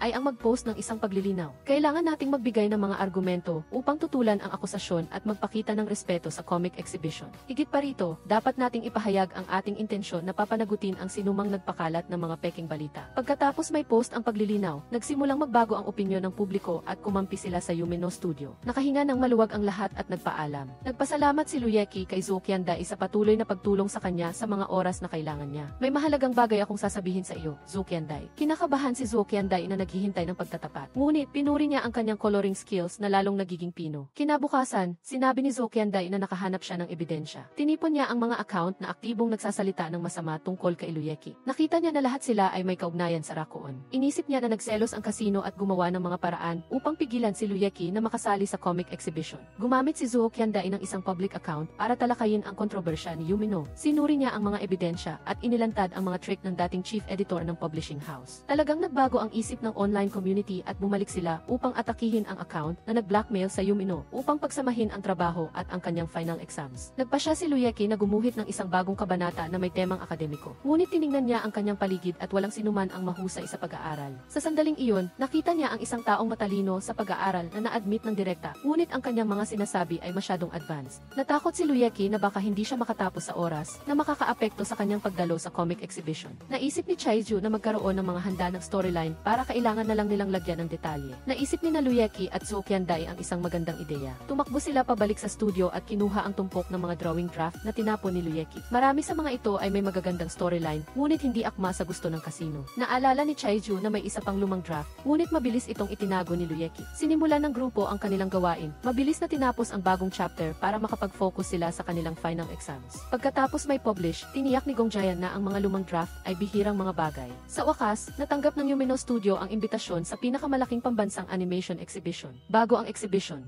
nais ni Luyeki na gumawa ng mga Ami dolls para sa mga tagahanga, ngunit masyadong komplikado ang karakter, kaya walang sapat na oras ang pabrika para gawin ang mga ito. Naisip ni Zhou Qiandai na gawing simple ang karakter ni Ami. Agad na iginuhit ni Luyeki ang isang chibi na bersyon ni Ami, na parehong cute at madaling gawin. Napansin ni Gongjayan na kamukha ni Ami si Zhou Qiandai, habang si Chaiju ay nagtaka kung kailan nagkagusto si Luyeki kay Zhou Qiandai. Pagkalipas ng 3 araw, natapos na ang mga Ami dolls. Ngunit may isa pang mahirap na problema, ang fan signing event noon, naisip ng kasino na mas madaling makakonekta ang mga mambabasa kung ipapakita ang comics mula sa pananaw ng babae. Sa makatuwid, ipinakilala ng publishing house si Yumeno bilang isang babae. Kung malalaman ng mga tagahanga na isang lalaki ang nagdrawing ng shoujo manga, tiyak na magkakaroon ng pagdududa at pagkadismaya. Naghanda si Luyeki ng isang wig, depilatory machine, at sa ilormoon na damit, ngunit dahil sa kanyang tangkad, mahirap niyang linlangin ang iba. Biglang naisip ni Luyeki ang isang paraan upang mag-sign para sa mga tagahanga nang hindi ipinapakita ang kanyang mukha. Nang ihatid niya si Zhou Qiandai, nagpasalamat si Luyeki sa kanyang pagiging masipag para sa kanya. Inisip ni Zhou Qiandai na miyembro rin siya ng comic studio. Kung wala ka, Zhou Qiandai, hindi ako magkakaroon ng lakas ng loob na marating ang araw na ito. Zhou Qiandai, siguraduhin kong hindi kita bibigyan. Nagpadala siya ng mensahe upang humingi ng tulong sa kanyang mga kasamahan. Naghanda si Luyeki ng isang modelong paaralan at humingi ng mga ideya mula sa lahat para sa plano na tinatawag na Peak Confession. Upang dumalo sa exhibition sa Haidu City, inakala ng grupo na mananatili sila sa isang marangyang hotel. Ngunit sinabi ng kinatawan ng organizer na ang mga komikero lang ang papayagan at ang mga assistant ay kailangang umupa ng isang inn sa tapat. Ayaw ni Luyeki na magkahiwalay ang kanyang mga kaibigan, kaya tumanggi siyang manatili sa 5-star hotel. Sa hapunan, binati ng grupo ang isa't isa para sa isang matagumpay na exhibition. Nagsisi si Luyeki na kailangan ni Gu Zhengxing at Jiang Ruosong na manatili sa bahay at hintayin ang Ami dolls shipment. Kinabukasan, dinala ng organizer ang mga komikero upang bisitahin ang Wishing Lake. Nagbigay sila ng mga papel na bangka sa bawat isa upang palutangin sa ilog. Nakita ni Luyeki na muntik nang matumba si Zhou Qiandai, kaya mabilis niya itong hinila. Mabilis na kinunan ng litrato ng isang photographer ang magandang sandali at sinubukan itong ibenta sa halagang 100 ref. Inulaan ni Zhou Qiandai na nagbebenta siya ng mga litrato sa mga mag-asawa. Tinanong ni Luyeki si Zhou Qiandai kung ano ang ipinagkaloob niya sa bangka. Sana, Luyeki, ay palagi akong nasa tabi ng aking idolo. Naisip ni Luyeki na ito ang pinakamagandang pagkakataon na magtapat. Sa sandaling iyon, tinawagan siya ni Chaiju at sinabing hindi angkop ang kanyang horoscope para sa pagtatapat sa linggong ito. Nagmamadaling tumakbo si Luyeki upang bumili ng 2 lucky charm. Sinusuot niya ang isa at ibinigay ang isa kay Zhou Qiandai. Habang dumadalo si Luyeki sa isang komikerong pagtitipon, umakyat si Zhou Qiandai sa isang puno upang gumuhit ng tanawin. Tumingin siya sa ibaba at hindi makita ang kanyang mga kaibigan. Hindi rin niya matandaan kung paano siya umakyat. Tumawag si Zhou Qiandai para humingi ng tulong, ngunit hindi sinasadyang nahulog ni Chaiju ang telepono sa lupa. Sa wakas, natagpuan din ni Luyeki si Zhou Qiandai. Sinabi niya sa kanya na ibigay sa kanya ang sketch at tumalon sa ibaba. Tiwala, naglakas loob si Zhou Qiandai na tumalon sa kanyang mga braso. Luyeki, hindi ko na kaya. Bagaman hinila ni Luyeki ang 2 hibla ng buhok ni Zhou Qiandai, bumagsak pa rin siya sa kanya. Kinuha ni Luyeki ang telepono at pinuri si Zhou Qiandai sa pagiging magaling sa push-ups. Habang naglalakad pabalik, nakita ni Luyeki ang isang skateboarder na papalapit kay Zhou Qiandai at mabilis niya itong inalalayan. Kinakabahan niyang hinawakan ang kamay nito at hindi ito gustong bitawan. Mabilis ding naglakad si Zhou Qiandai upang makasabay sa mga hakbang ni Luyeki. Sa wakas, dumating din ang araw ng exhibition. Dinala ni Gu Zhengxing at Jiang Ruosong ang mga produkto. Nagmamadali siyang niyakap ang babaeng mahal niya. Pagkalipas ng ilang sandali, ang mga tagahanga ay pumila upang makilala ang may akda ng Yumino. Sa wakas, nakita nila ang mukha ng shoujo mga artist. Nagpakita si Zhou Qiandai at maingat na tinulungan si Luyeki na umupo. Hindi kailangang ihayag ni Luyeki ang kanyang kasarian, ngunit maaari pa rin siyang mag-sign para sa mga tagahanga. Maaari pa siyang paalalahanan si Zhou Qiandai kapag may tanong ang mga tagahanga tungkol sa nilalaman ng comics. Pagkatapos, sa tapat na booth, nainggit ang kasino kay Luyeki. Tumakbo siya at inilantad ang lalaki sa ilalim ng lamesa bilang si Yumino. Inamin ni Luyeki na siya ang gumuhit ng tea going on date. Gayunpaman, siya ay kalahati lamang ng Yumino dahil ang kabilang kabilang kalahati ay ang black assistant na si Zhou Qiandai, ay ang assistant ng epekto na si Chai Zhu, ang background assistant na si Gu Zhengxing, ang versatile assistant na si Jiang Ruosong, at ang editor na si Gong Jiang. Lahat kami ay nagkasama para bumuo ng Yumino. Kami ay isang team. Hindi kami magiging kumpleto kung wala ang isa sa amin. Naghiyawan ang mga tagahanga at sinabing hindi sila nagsisisi na idolo nila ang may akda ng Yumino. Pagkatapos, si Jai Yu ay dumating na may dalang kutsilyo upang harapin ang kasino. Ngunit bago pa siya kumilos, napansin ng mga tagahanga na minsan nang siniraan ng kasino ang Yumino at sinabihan nila siyang umalis sa mundo ng comics. Sa social gathering, inanyayahan ng organizer ang Yumino na magbahagi ng ilang salita. Sinabi ni Luyeki na mula nang magsimula siyang gumuhit ng comics, naging ito ang pinakamahalagang bagay sa kanyang buhay. Ngunit ngayon, habang nakatayo sa entablado na ito, gusto niyang magpasalamat sa isang tao. Sa mga oras na naubusan siya ng ideya, nakilala niya ang taong ito. Buong puso siyang sinuportahan at tinulungan gamit ang kanyang mahusay na profesional na kasanayan. Dahil sa kanya, nasa tamang landas siya at hindi na nalilito. Nang maharap siya sa paglabag sa kontrata, palagi siyang nasa tabi niya, sumusuporta sa kanyang colored comics journey. Salamat kaibigan ko, Editor Gong Jian. Labis na nadismaya si Zhou Qiandai dahil ang romantikong sandali na parang sa isang romance movie ay hindi para sa kanya. Kahit na hindi siya nakakuha ng pagtatapat, gusto pa rin ni Zhou Qiandai na ipagpatuloy ang kanyang kwento kay Luyeki. Mabilis niyang itinali ang pulang ribbon at pumunta para makita siya. Sa pagkakataong ito, ang silid ay puno ng shoujo manga. Napagtanto ni Zhou Qiandai na ang bawat pahina ng comics ay sumasalamin sa mga tunay na karanasan na pinagdaanan nila ni Luyeki. Ang bawat sandali na magkasama sila ay muling nilikha ng buo. Lumabas na ang sinasabi niya sa Ferris wheel ay palagi kitang gusto. Sa huli, ang portrait ng pangunahing karakter na si Amei ay kamukha ni Zhou Qiandai. Sa pinakamahalagang sandali, matapang na lumapit si Luyeki sa taong nasa isip niya. Zhou Qiandai, kung hindi kita nakilala sa seremonya ng pagbubukas, hindi ko kailanman iguguhit si Amei. Ikaw ang simula ng aking obra. Simula noon, ang lahat ng aking mga kwento ay may kaugnayan sa iyo. Zhou Qiandai, ikaw ang nag-iisang babaeng bida sa buhay ko. Luyeki, mananatili akong tagahanga mo magpakailanman. Zhou Qiandai, mahal kita. Sa unang araw ng pasukan, 2 taon na ang nakalipas, sumakay si Zhou Qiandai sa maling sasakyan kaya nahuli siya. Sinubukan niyang umakyat sa pader nang makita niya ang isang lalaking natutulog sa mataas na lugar. Nagulat si Luyeki at nag-alok na hilahin si Zhou Qiandai. Nang makita niyang hindi maganda ang sitwasyon, tumalon siya at binuhat siya. Hinabol niya si Luyeki at binigyan siya ng card na may congratulations sa kanyang pag-aaral at naglagay pa ng pulang ribbon. Isinuot niya ang natitirang ribbon at tumakbo sa hangin. Ang figure na iyon ay nanatili sa puso ni Luyeki at naging nag-iisang babaeng bida sa kanyang buhay.